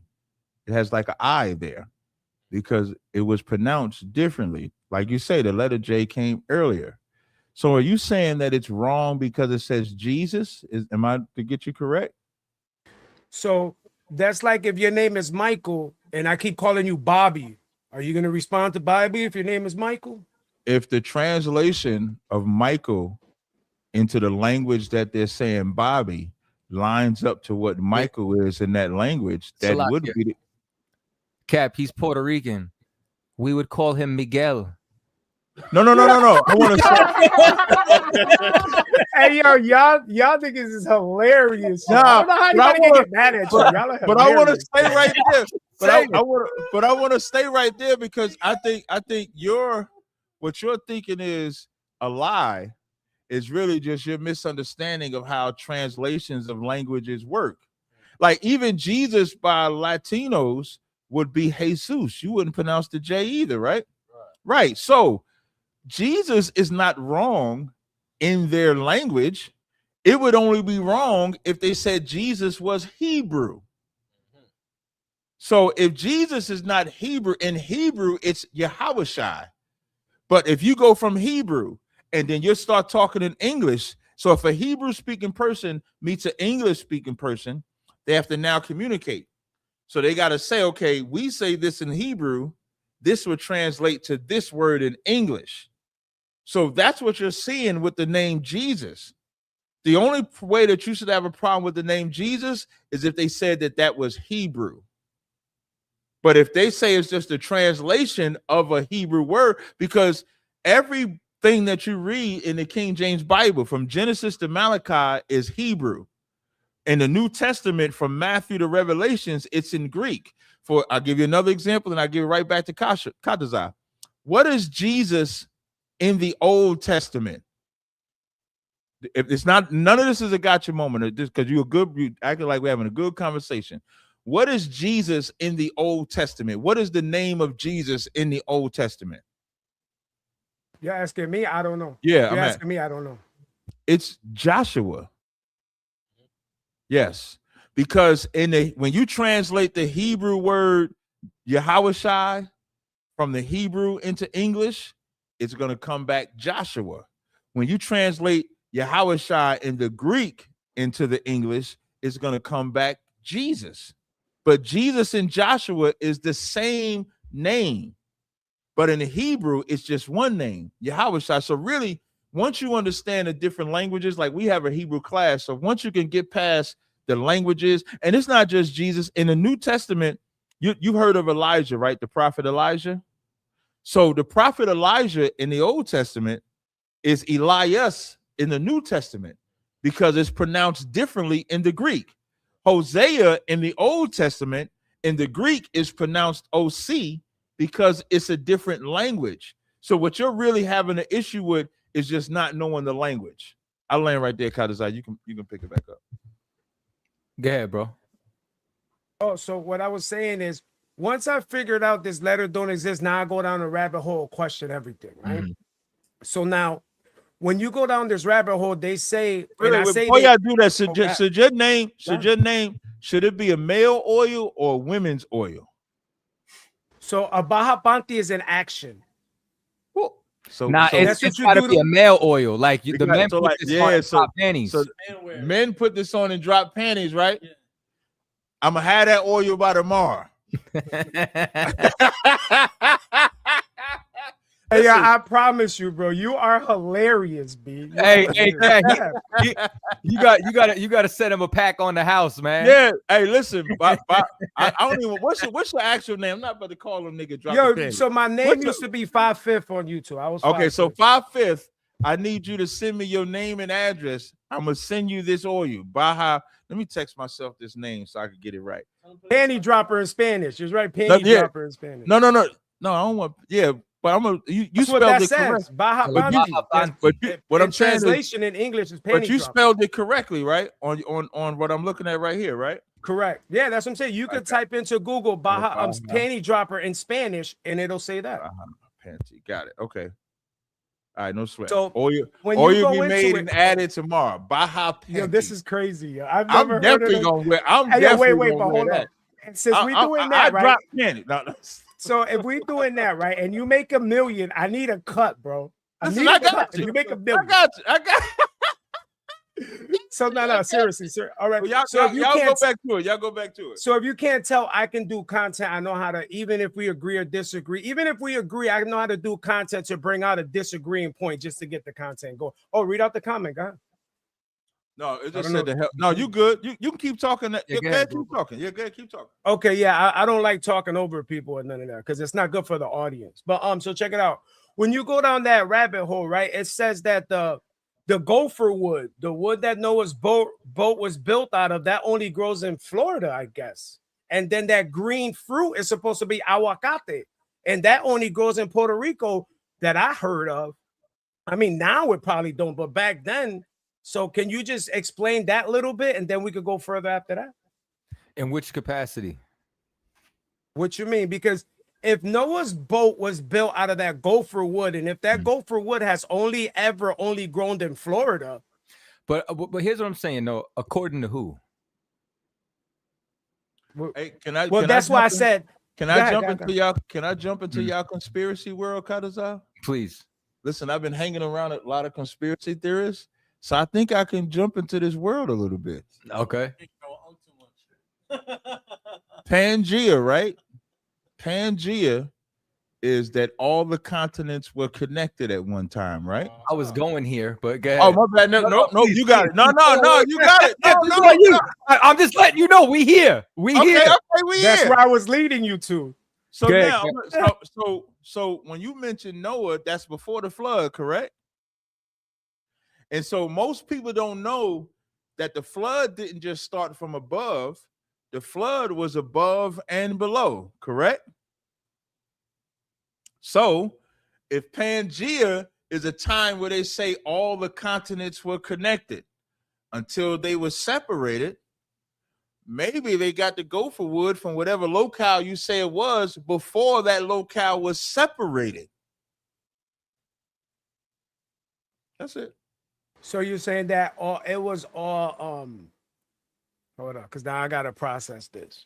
So you're saying if we line up the map in a certain way, a lot of these lands do line up because I connect together.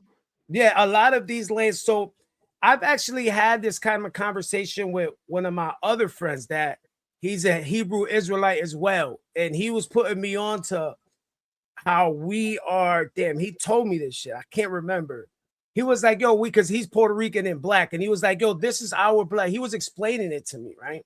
So this is how I said it.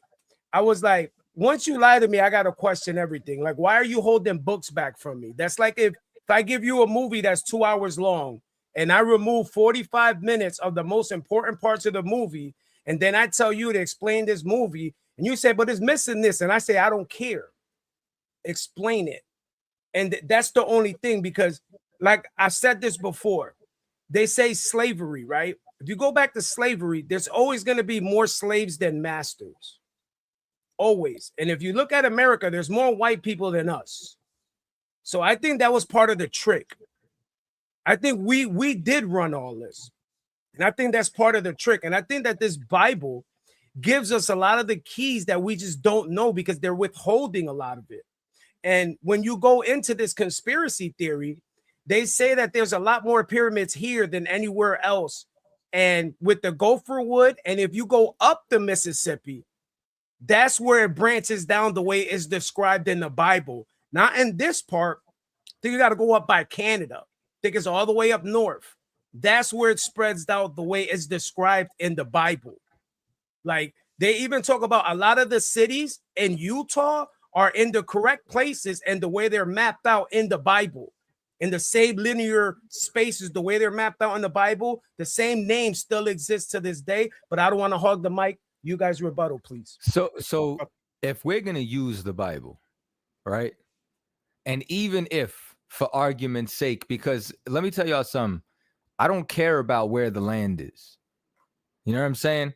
I don't like I don't care if the land's here. I don't care if the land is the other side. Why did the Bible say we lost the land?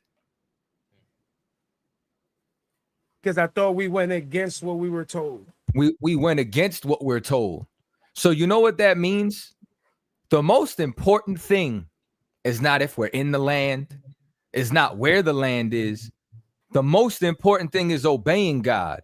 Because if we lost the land, right, then how do we get back, you understand, to getting what belongs to us? Right.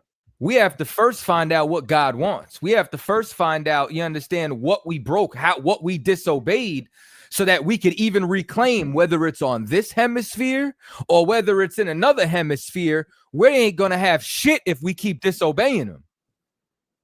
So you know what's more important than geography? You know what's more important than where the actual location of Jerusalem is? Because Jerusalem now is the people. The temple is the people. It's getting the people right. You get what I'm saying? Now, I think what you're saying, if we were to look at those tributaries, there's actually more than what you're saying if we go north. There's way more questions, like I said, even when it comes down to the people. So it actually doesn't line up. But you know what? I can go and find you, you know what I'm saying, where they found the Moabite steel.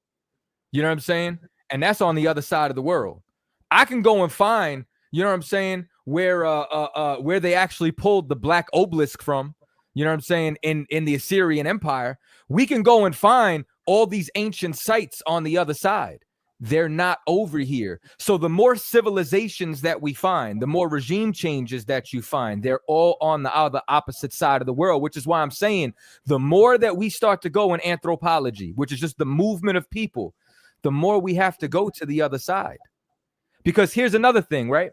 You know what the Bible said, that where the 10 tribes went. It said they went to a land where no one was dwelling. That's right. What continent is where no man was dwelling? Like, let me ask you something, right? So before the Aztecs, the Incas, the Mayans, who was dwelling here? They don't tell us, because I'm pretty sure if we're able to go into the Grand Canyon, we'll be able to answer these questions, because that's what they say. In there's a whole history, but that don't go with your question, because we don't know that. But here's what I'm saying though, right? You can find a cultural diffusion, right, up to a certain point for specific civilizations. But the time periods, if they were to find something from Egypt, are not the oldest periods in Egypt. You know what I'm saying? So meaning, if I find an artifact from Egypt and like, you know what I'm saying? Just like in America, right? There's specific architecture throughout different times. You can drive through a historic section and see that this is different than a modern day Toll Brother development, right? So just in this lifetime, you can go and you can look by the way they build something and tell what year it was built, right? So if we were to go in there and we start to find even traces of another culture, they're only going back to specific dates, and they're not the most ancient dates of those societies. So which one? And if the things over here are younger than the time periods over there, yes. So when you go further south, my brother, when you go further south, the biggest pyramid in the world is on this side, and it's older than the ones over there. It's the biggest ziggurat. It's not like an actual pyramid, but I get what you're saying. Okay, but everything is on this side. They're all even. But something being larger doesn't make it, you know what I'm saying, the oldest. For example, the Burj Khalifa is the tallest building in the world right now, but that's a relatively more newer skyscraper than when you go over into New York and you look at the Freedom Tower. So something being bigger doesn't mean that it's older. So in the past, they say it's older because it's bigger, and it got smaller because it's newer, and they didn't have the technology that they had back then. That's why they say that it's older, because it's bigger. They say they don't have the knowledge. I'm sorry, guy. I'm not trying to.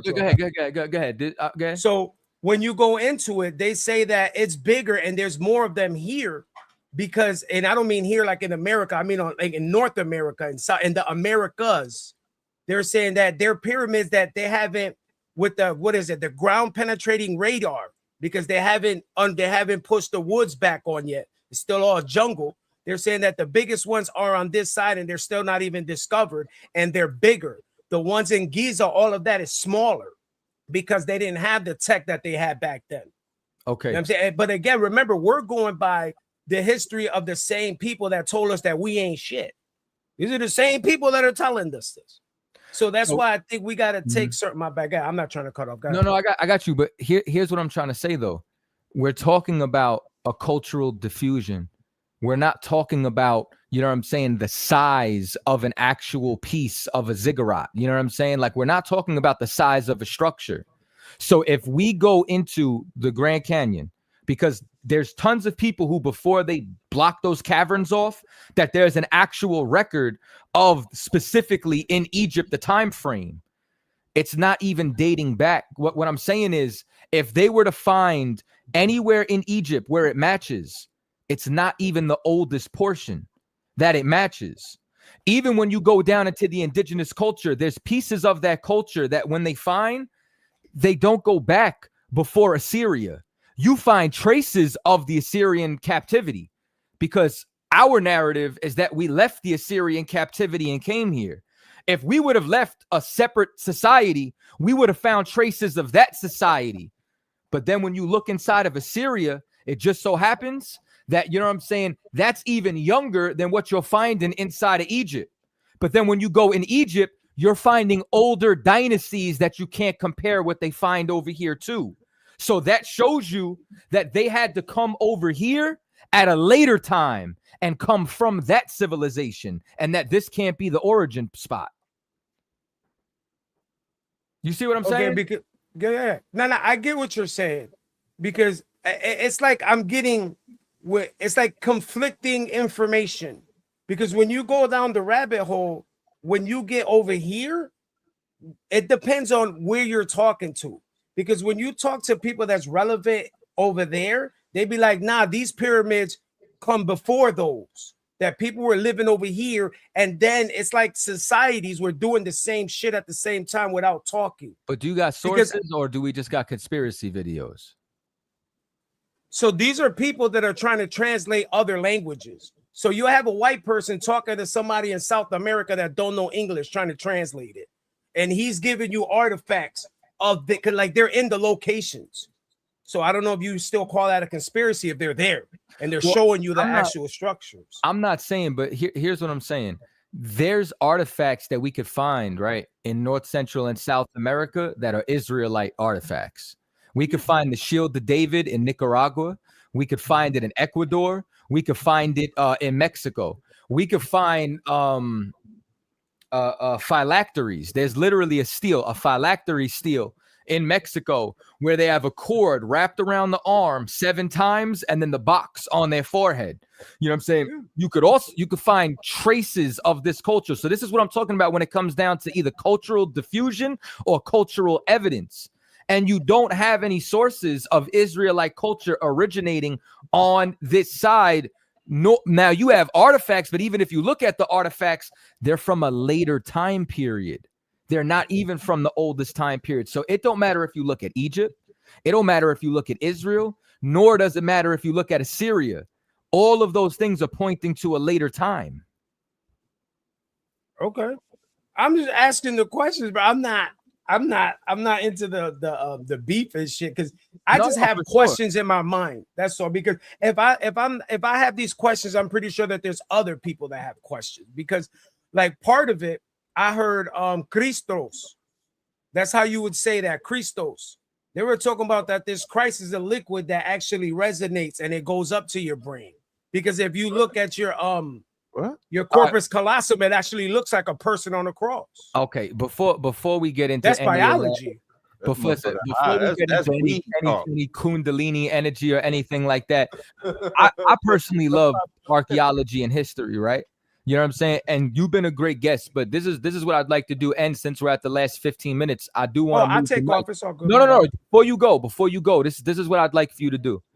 If you got any of the videos, if you got any artifacts, if you got any books, do a little bit of homework and come back next week and present them so we could actually have the conversation. You know what I'm saying? Because I mean, I want to see what you're talking about, but at the same time, I want to be able to show you that if we even look at any traces of these cultures, you find precursors and older versions of them on the other side of the world. So if I can't find something older here, but I could find the progression, and it just so happens that by the time I find what you have here, it matches an earlier time, you can't say it originated here. Boy, right there, yeah, that's my boy. If I may, you keep in contact with us through crossthelineradio@gmail.com. You feel me? Cross the line radio at G. I heard somebody talking, but I didn't see a line. He said send the information to crossthelineradio@gmail.com. All right. Yo, for sure. And what I'm saying is next time you come, bro, bring the videos. You know what I'm saying? You could share them on the screen. Like I want to so now what it is that I just finished doing a live, right? And I was editing a video for tomorrow, and I just said, "Oh shit, my guy's on," because I told you I'll be watching. So I hit play, and I finished editing my video, and I heard these dudes coming up on your platform out of pocket. And I was like, "Yo, listen, that man, this one dude typed in the private chat. He done called us all type of F words and all type of stuff, man. And that's why I was like, yo, I gotta pull up and at least give these dudes some type of good content, because people are just being like, I get that on TikTok. They jump on their TikTok, just call me the hard ER nonstop. Yeah, it'd be the wildest, yo. Look at that, man. I like shouting out your donations, man. Shout that out, bro. Yeah, man. I'm trying to. You keep winning to get. No, I'm just messing. I'm sorry. No. I'm just messing with you, bro. You've been one of the few rare guests that actually get it, and it's probably, you know why you get it? Because you just said you was finished doing a live stream. So because you run content, you know how to actually do content, how to have the conversation, be interrupted, XYZ like that. So you was definitely a hell of a guest, and I do want you to get that information to send it to us, and then next Thursday when we do the show again, you can actually show the information that you was talking about, and we can go further into the conversation. All right. Appreciate y'all, man. And I'm definitely taking that name, El Baja Panty. That's gonna be my new nickname. Zaryak El Baja Panty. Just make sure. Wait, how you say it one more time? What happened? No, say it one more time. How do you say it? El Baja Panty. El Baja Panty. Hey, and when you email us, send us where we could send the oils to. And what city and state you from? City and state you from? Oh, I'm on the East Coast, man. I'm in New Britain, Connecticut. You heard?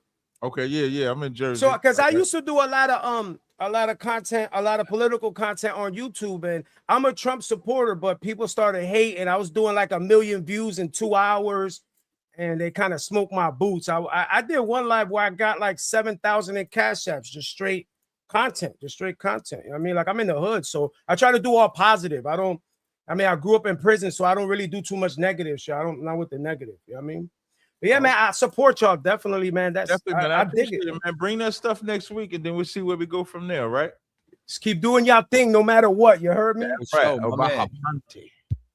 Just call it panty for short. Panty. What does panty mean? I take the panties off. So, maybe I see. I didn't get a good vibe off of the 20 because I know what type of content I'm gonna make. I'm gonna just go on there and start debunking all the conspiracies, Cap.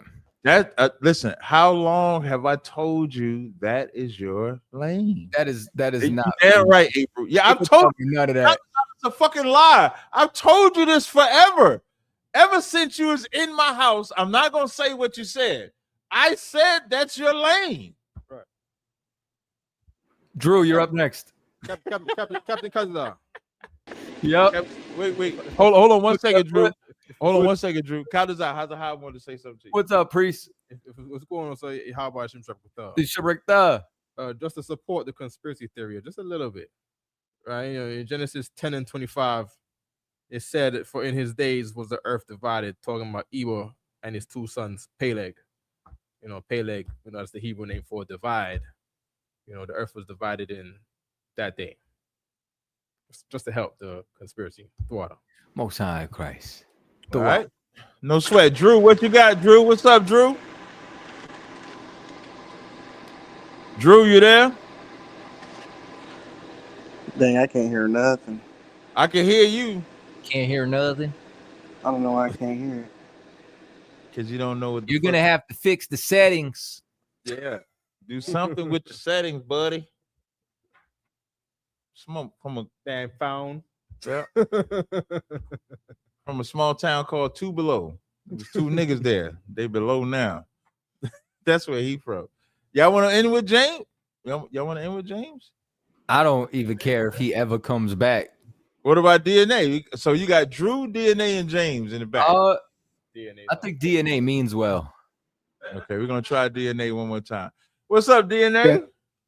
Yeah, how y'all doing? I just want to say, listen, man, we still family, no hard feelings. I was just saying, Christ also said, what did Moses command you? So, very briefly, you remember when Paul was preaching and they wanted to see what would validate the epistle letters. The scriptures would validate. So Israel compared those epistle letters to what the scriptures had said. Otherwise, it wasn't going to take it. So the reality is, all of them were Christ letters, came right? and he said, okay, what did Moses do?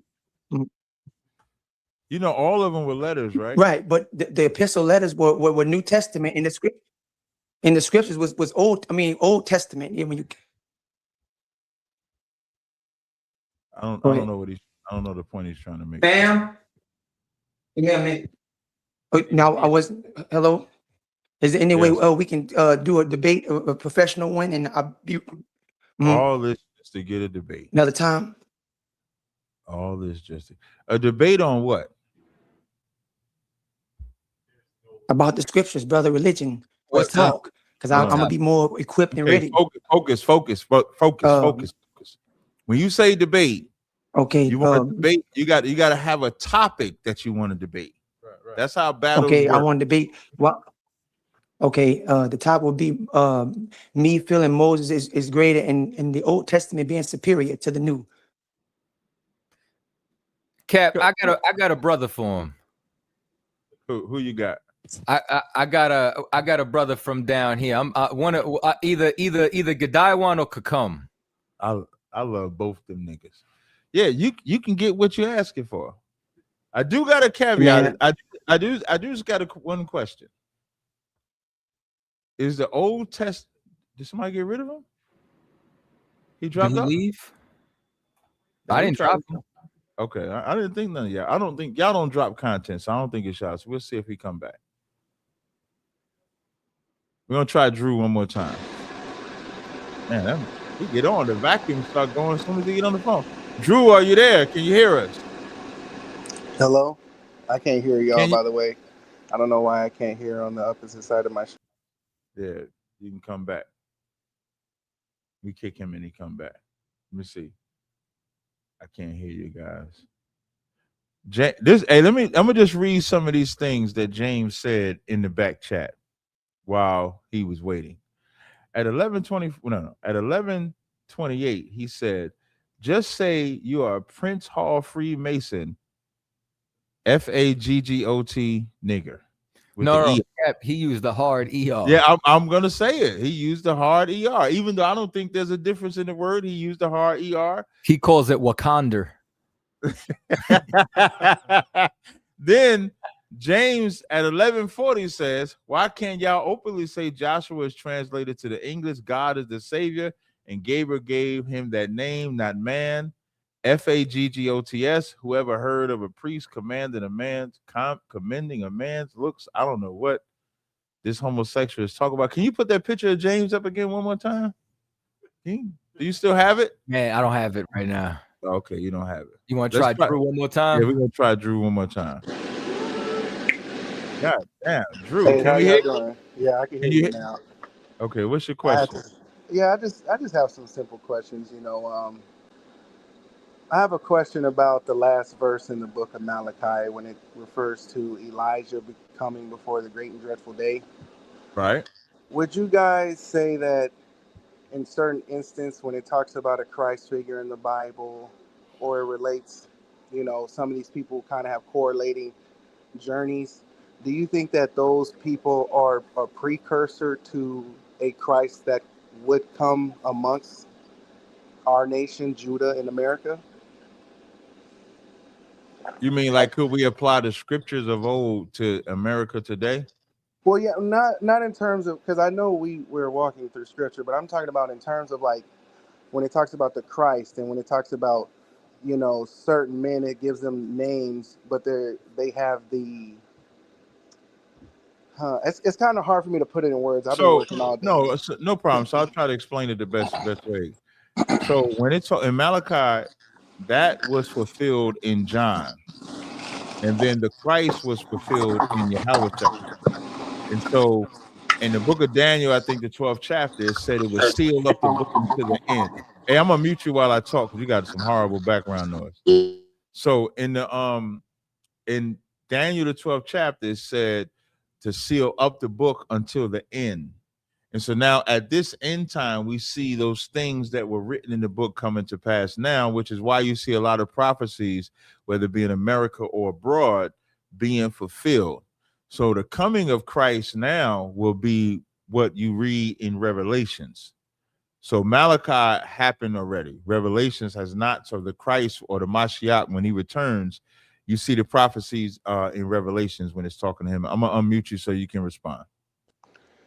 Yeah, no problem. The only reason I was asking that because when it uses the words like the before the great and dreadful book bag right there, before the great and dreadful day of the Lord, I don't know where in history where we can point to where, because it sounds to me like that's a description of God's judgment coming.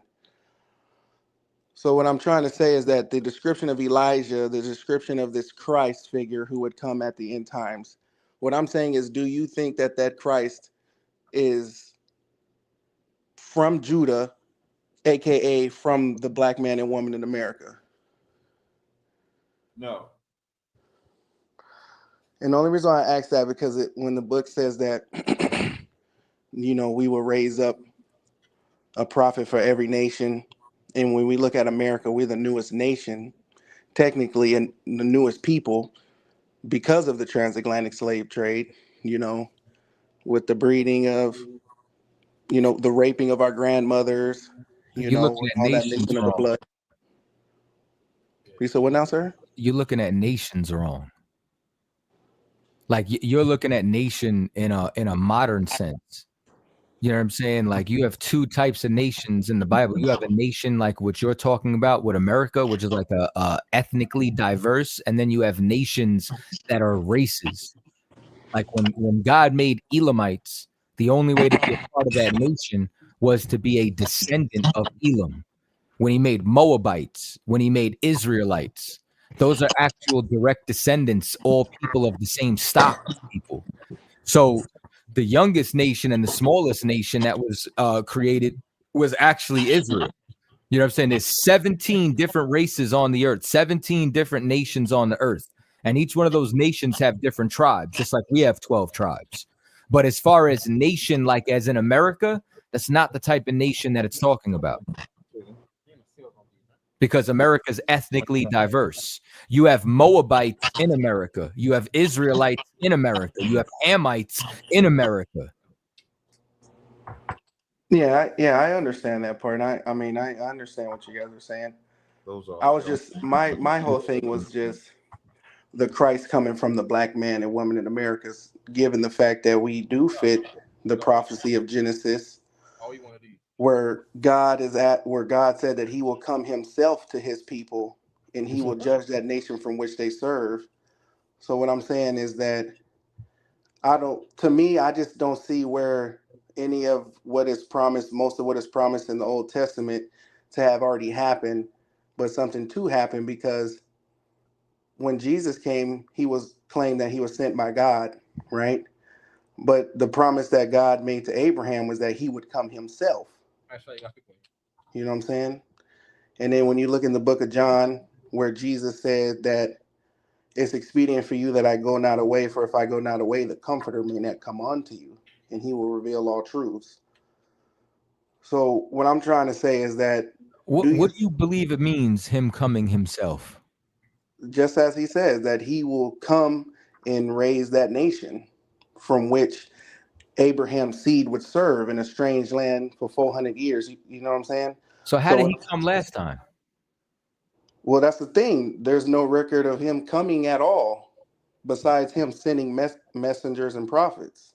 So what I'm saying is, you don't believe that land was Egypt, because that's where the Lord visited. That's why he says, I am the Lord God who brought you up out the land of Egypt. He visited Egypt, and he visited Egypt with plagues. Yeah, I agree with what is said. To my understanding, that when it's describing Egypt, it's describing America. Well, I mean, America because is the only reason spiritually Egypt, but there's an ancient Egypt.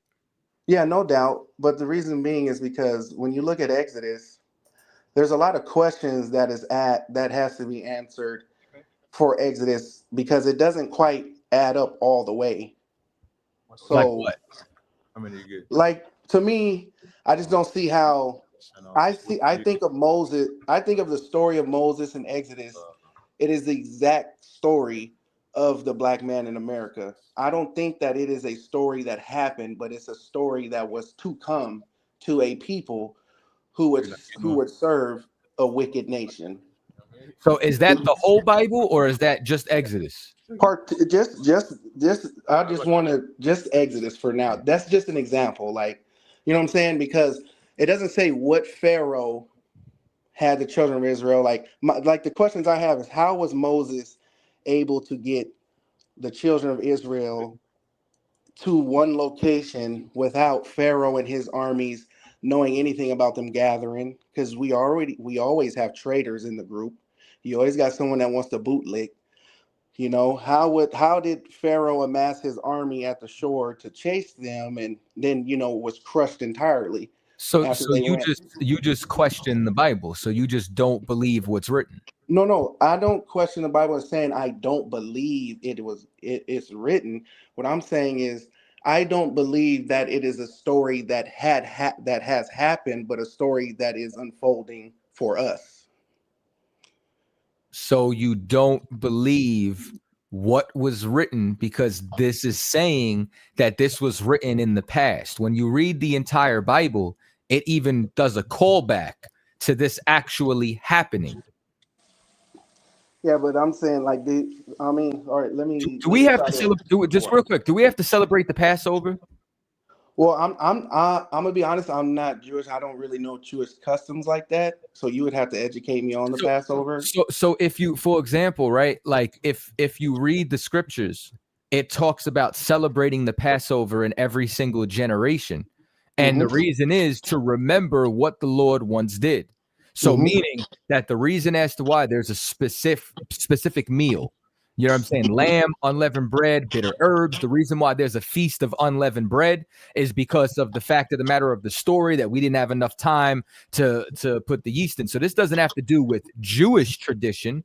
This has to do with the biblical tradition. So what would be the point of this feast being throughout all the generations to remember what he did in the past if it never happened.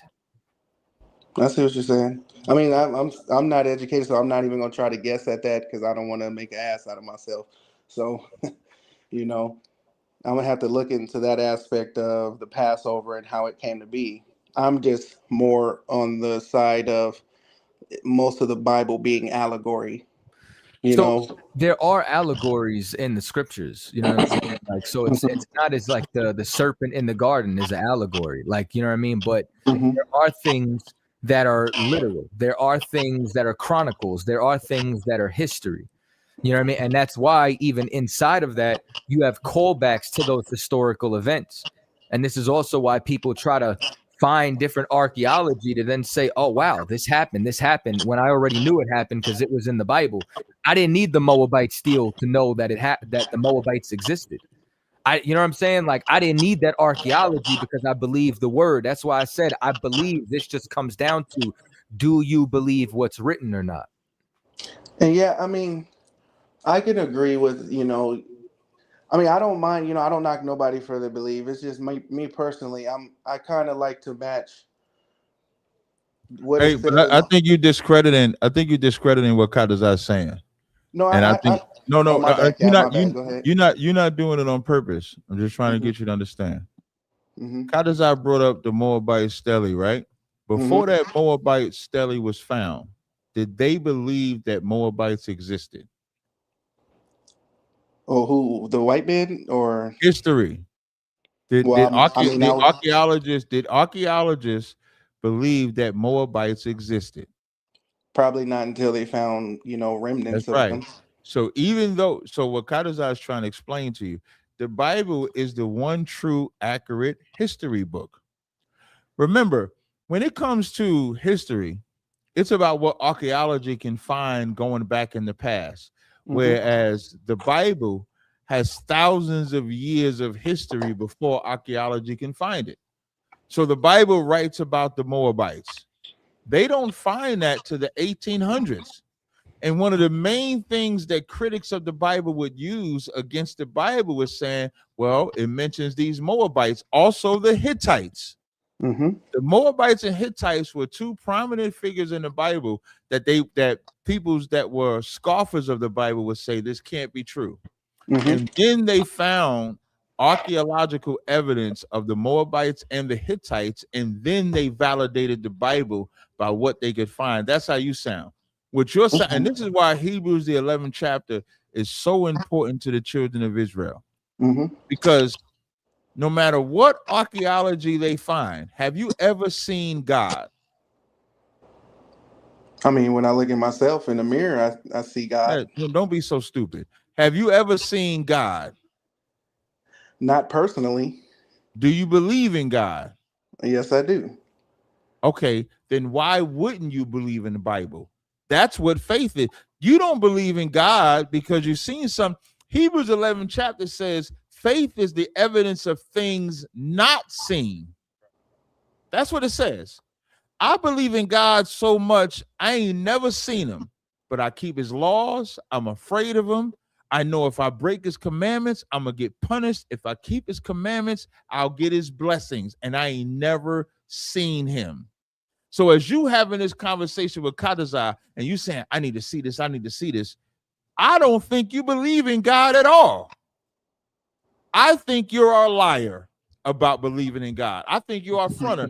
Dude, when Kadazai asked you, Kadazai, what did you ask him when he said he don't know Jewish customs? What did you ask him? The Passover. Passover. Right.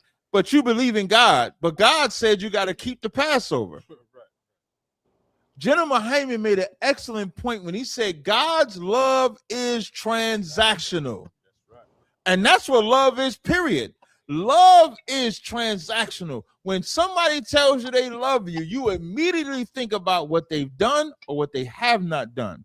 So when you say you believe in God, I say you're a liar, because if you believed in God, you would know about the Passover. You asking about things you ain't seen, but if you read the Bible, Leviticus, the 23rd chapter said keep the Passover. So my question to you is, why haven't you kept the Passover? That's my question. All right, I can answer. Yes. So the only reason why is, like I said before, I just don't know about the Passover. I did admit to Katazal that that is something that I would have to go back Yeah. and Now, look at and now study. let me ask you a And question. Do you keep the Sabbath? I don't know what that is either. So you don't keep the Sabbath, you don't keep the Passover. Do you eat shrimp, crab, lobster? You eat catfish? You eat those things? No, I don't. I don't eat swine. I don't eat none of that. Okay, that part is good, right? So Mm-hmm. you're a brother that could be on your way. So I think before you look for meat, what you're talking to Kadazai about is meat, but you have not learned the milk. Hebrews 5:12 says, "For at times we ought to be teachers. We have first need for us to get the milk before we get the meat." So what I would advise you to do is learn what the commandments are. That's the whole duty of man and woman. Fear God, keep the commandments. If you haven't mastered the commandments, how could you ever master anything else? The Lord won't even be with you. I pray you understand. Yeah, no. Where you from? Where you live at? Phoenix, Arizona. If I gave you a number for Phoenix, Arizona, would you go to class? Would you call the number and get in order and get in class? As of right now, I can't because I'm an HVAC tech, so I'm home. You on the fucking phone right now. So you I saying just you got can't? home. Are you saying you can't use I your just phone? got home. Are No, you I can use saying my you phone. can't?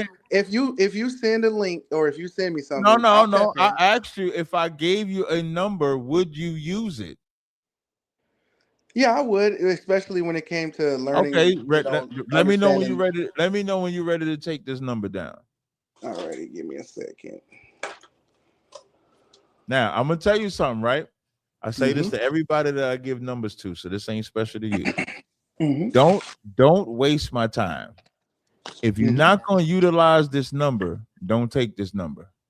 If you're going to utilize this number, when you call it, if they don't answer, you text and leave a voicemail. So are you going to take this number? Yeah, I'll take the number. It's 480-376 3298. Do you guys have that office located? What I think it's the I-17 in Peoria. You guys have a school over there near the QT. I think I've seen Illinois. In Arizona. I think I've seen an Well, ISUPK. you call that brother. He'll be more adept to answer that question. I'm in Jersey, so he'll be able to answer that question better than I can. All right. Yes, most definitely. I do have another question. If I have time. You want to take this question? Sure. Go ahead, brother. Yeah, okay. So another thing that I struggle with it when I first heard of the Israelite movement is the 12 tribes chart. Proceed I don't Cap.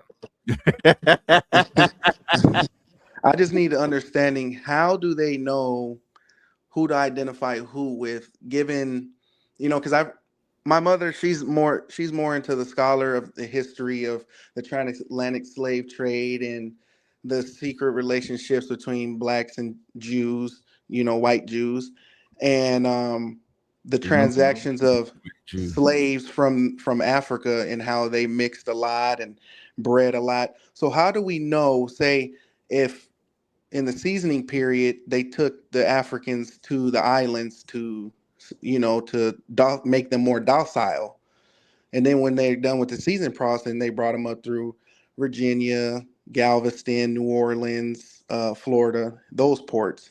So with all that mixing going on and all of these switchings of families, how do you know exactly who's from what tribe? All right, this is not like give me John 3 and like answer, you know what I'm saying? Because we're talking about not only thousands of years of history, but we're also, you know what I'm saying, we're using prophecy, archaeology, anthropology, and all this historical data to put it all together. You know what I mean? I did a 3-hour lecture, and the only reason why it's 3 hours is because I condensed 16 hours of information, and that's just the little bit of information that I had. You know what I mean? It took 3 hours to make it palatable. It is on Cross the Line. If you go on the channel, you can watch the entire lecture, And then, you know what I mean, you can go from there if you got specific questions on it. But there's specific prophecies for all the tribes. It's no different than like the vast majority of the world. Have you ever heard that America is Babylon? Yes, the mystery Babylon. So is America called Babylon literally? No. She's just a sign of her. So the reason we have the signs is because they're spiritual markers inside of the Bible, which would identify through prophecy where we are today. And we look at those markers and we look at the world around us and they line up, right? Yes, sir. That's how we identified the tribes. And then once we had that treasure map of identifying the tribes spiritually, we then went looking into the history. And then we found out that the indigenous Mexicans said they had a special ancestor called Issachar. Then we went over a little bit further north, and then, you know what I'm saying, we started to compare those languages of the natives to Hebrew. Then we went a little bit further north, and then we found a what do you call it? We started to find Hebrew artifacts. Then we started to find the 10 Commandments. Then, you know what I'm saying, you start bringing laymen over and clergy, and they start translating or writing down the oral tradition of them. And they're like, yo, this sounds just like Genesis. This sounds, and so on and so forth. And then through all that information, we added it in through all the archaeology, through all the anthropology. You know what I mean? Through Montezuma himself saying we came from the east. He didn't say we came over a land bridge. He said we sailed across the great water from the east and we landed here. Yeah, I mean, I can understand that, because when you look at Maui's story, you know, he's a seafaring man from Egypt. You know, that's his origin story. But in terms of like so you guys don't believe in the ice bridge, you know? You don't believe in that? So first, the Bering Straits, or what they say, the Bering Straits. First, it's called a Bering Strait theory, right? Number one, it's a theory. The theory is not something that's been proven. Number two, I have arguments against it ever even existing, or even if it did, there wasn't anybody at that time who could have crossed it during that direct time frame. Now, even if there were tribes which crossed a so-called Bering Strait, it was not the 12 tribes of Israel who came to America from that way. Right. The 12 tribes of Israel crossed the Atlantic to get here. And when they landed in the Caribbean, Central America, Florida, this area. And the way that we know that is because if we look at all the greatest civilizations inside of America, they start in South, Central, and North America from the Yucatan Peninsula on down. In these areas, and then they start to move, but they start to move northwest. They don't start northwest and then die down as they go southeast. They start to die down the further you start to cross the Mississippi. So that's anthropology. So if they would have crossed the Bering Strait, then why are all the pyramids all, you know what I'm saying, in the southeast? Why aren't any of them in the northwest? Right. Why is there I did hear that they had pyramids in Georgia, not the Nuwapian pyramids, but no, right. But what I'm saying is that that's still the East Coast. You didn't say Washington, you didn't say California. You didn't. You know, I mean, would you agree though? Because, like, for instance, in Morelos, Mexico, right, there is a Catholic church that is built on top of the pyramid, and the pyramid lays underneath the Catholic Church, and this is still the East Coast. Wait, hold on. This is still the Southeast. Okay, I let me rephrase what I'm saying, right? So Cap, I understand what you're. Let him get this last part out, then we gonna wrap it up. Go ahead, yeah, no problem. So when you say they came over here on boats, okay, I agree. Do you agree with Ivan Van Sertima and his teacher, Alexander, I forgot his name, but he wrote the book Familiar Faces? Agree on what? How that when the Native Americans came to the Americas, that there were already structures and people here? You'd have to give me specifics. Okay, so the Olmec. He ain't got none.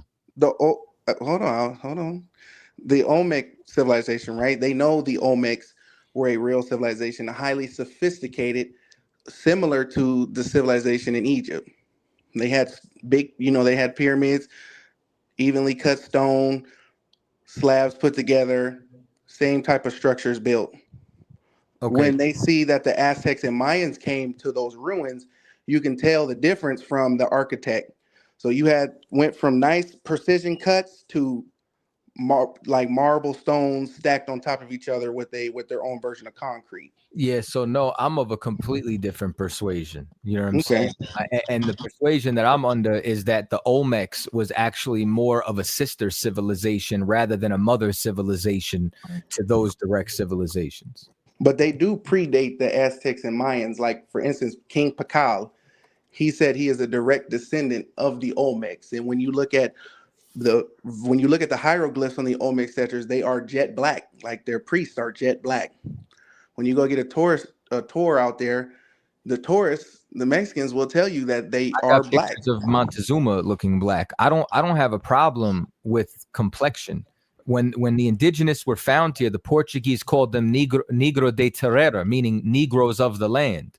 So I don't have a problem with any of them being black. What I'm saying is, when they try to date the Olmecs, or the Pan-Africans, try to adopt them and make them Hamites, I'm saying it's closer to a sister civilization than a mother civilization. And most of those empires were not as separated as what you think. Last thing, Cap, that the Tainos, the Arawaks, the Mayans, all of them, they had advanced trade routes with each other. I don't disagree with that. I don't disagree with that at all. And do you know how you have advanced trade routes? Because you have to have a common tongue. You have to be able to communicate with each other if you're going to do commerce.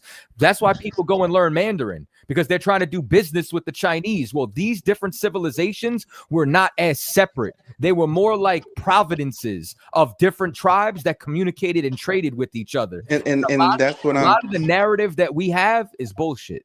Well, and that's why I said reference that they came before Columbus, because it's the same thing as what you said. I'm not in disagreement with the trade routes or none of that. They already found Eastern African spear tips in Mexico and in the Amazon. So we know that they had a trade route between each other, just like how we would have today. I'm not under the illusion that there was only one advanced civilization. I understand that just how we have civilization, there was civilization in the past. And that's how Columbus was able to talk to the natives, because he had Africans with him translating the language. So I'm in agreement with that. Columbus brought Luis de Torres with him, and Luis de Torres didn't speak African language. He spoke Near Eastern languages. He spoke Chaldaic, he spoke Arabic, and he spoke Hebrew. And Arabic is an African language, though. No. Yes. No, it's a Shemitic language. Africans are Ham. No. Arabic is an Afro-Asiatic language. It is a Semitic language. Calling Afro-Asiatic, you have to separate that. They call anything. That shit don't sound like. It was Africans. It was the Africans who taught the Caucasians. Africans are Hamitic. It was the Africans who taught the Caucasians proper language. They taught them Arabic. And it's not an African or a Caucasian languge. It's an Arab language. It's an Ishmaelite language. Arabs don't go back that far. That's a lie. Arabs don't. White people only go back 6,000 years. So. Oh, you talk about Arabics or white people? Which one you talking about? Well, Arabs are white. This is what you're confused about. Arabs are white. Arabs are not white. Let me ask you a question. You have people who hold on. You look at some of these Arabs, they have blue eyes and blonde hair. You have people who are calling themselves Arab today that are the bastard children of Ptolemy. So I'm not telling you that there's not people who claim to be Arab who are actually white. What I'm saying is that the quote unquote Afro-Arabs that you're talking about are the original Arabs. That's their language, and they still exist. And a lot of they're black. But what you're calling black, we are black. Our people are black. Everybody that's skin folk ain't your kinfolk. Right. Yeah, I understand that. I totally understand that. Hey, be quiet. Hey, be quiet for a second. What you confusing? What Kadazaz talk about when he talk about the Ishmaelites and the Arabs, he ain't talk about where historically. You can make that same argument about the Egyptians. When the Ptolemies went into Egypt, Cleopatra's white. That ain't what the fuck we talking about. Yeah, you're You talking using modern racial taxonomy. Yeah, to you're I'm using not. no. I promise. I promise. Kadazar. He's using stupid nigga history talk. That's what he's using. That too. Black and He's black. not using intelligent history talk. If you're no, gonna talk I about could quote a book. shut up. If you're gonna talk about Arabic language, you have to go to the origin of where that language came from. Africa. So you can't say the language was white people. The term Africa didn't even exist back then. No, it didn't. Then shut up. Hey, stop talking. Hey, get his mic ready for mute. He should shut the fuck up. Shut up.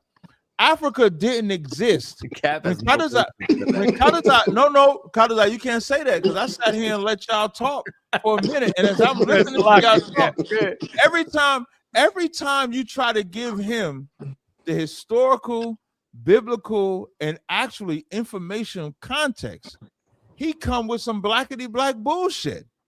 If you're going to talk about language and you don't know the origin of the people or the language, you should shut up and listen to the man that does. And that's what Kadazar knows. So when you talk about the origin of Arabic language, you have to call them by their proper name. They're Ishmaelites. Ishmaelites come from a Shemitic stock. That's what Kadazar was trying to explain to you. Africans are Hamitic.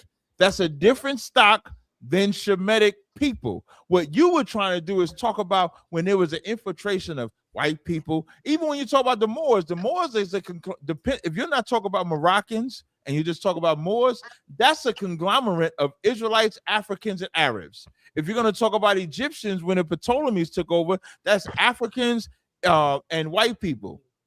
So you got to pick the argument that you want to have to actually be intelligent. Kadazar just having mercy on you because he know you stupid. I'm listening to you talk stupid, and you need to be told the truth. You don't know nothing. You don't know history. You don't know language. You don't know nothing, and you need to be in someone's class to learn. And I was the same way. Kadazar was the same way. We were men that knew nothing, and we got up in a class to learn. That's where you're at, brother. I land. I understand, Cap. I respect your opinion, but I would not say that I'm stupid and don't nothing. You can't say shit now. And with that, we appreciate y'all rocking with us, man, tonight, man. Join us next Thursday. Peace out, James. 12 o'clock midnight. I hope you call that number, Drew. I hope you call that number. But until next time, shalom, Israel. Shalom. I think I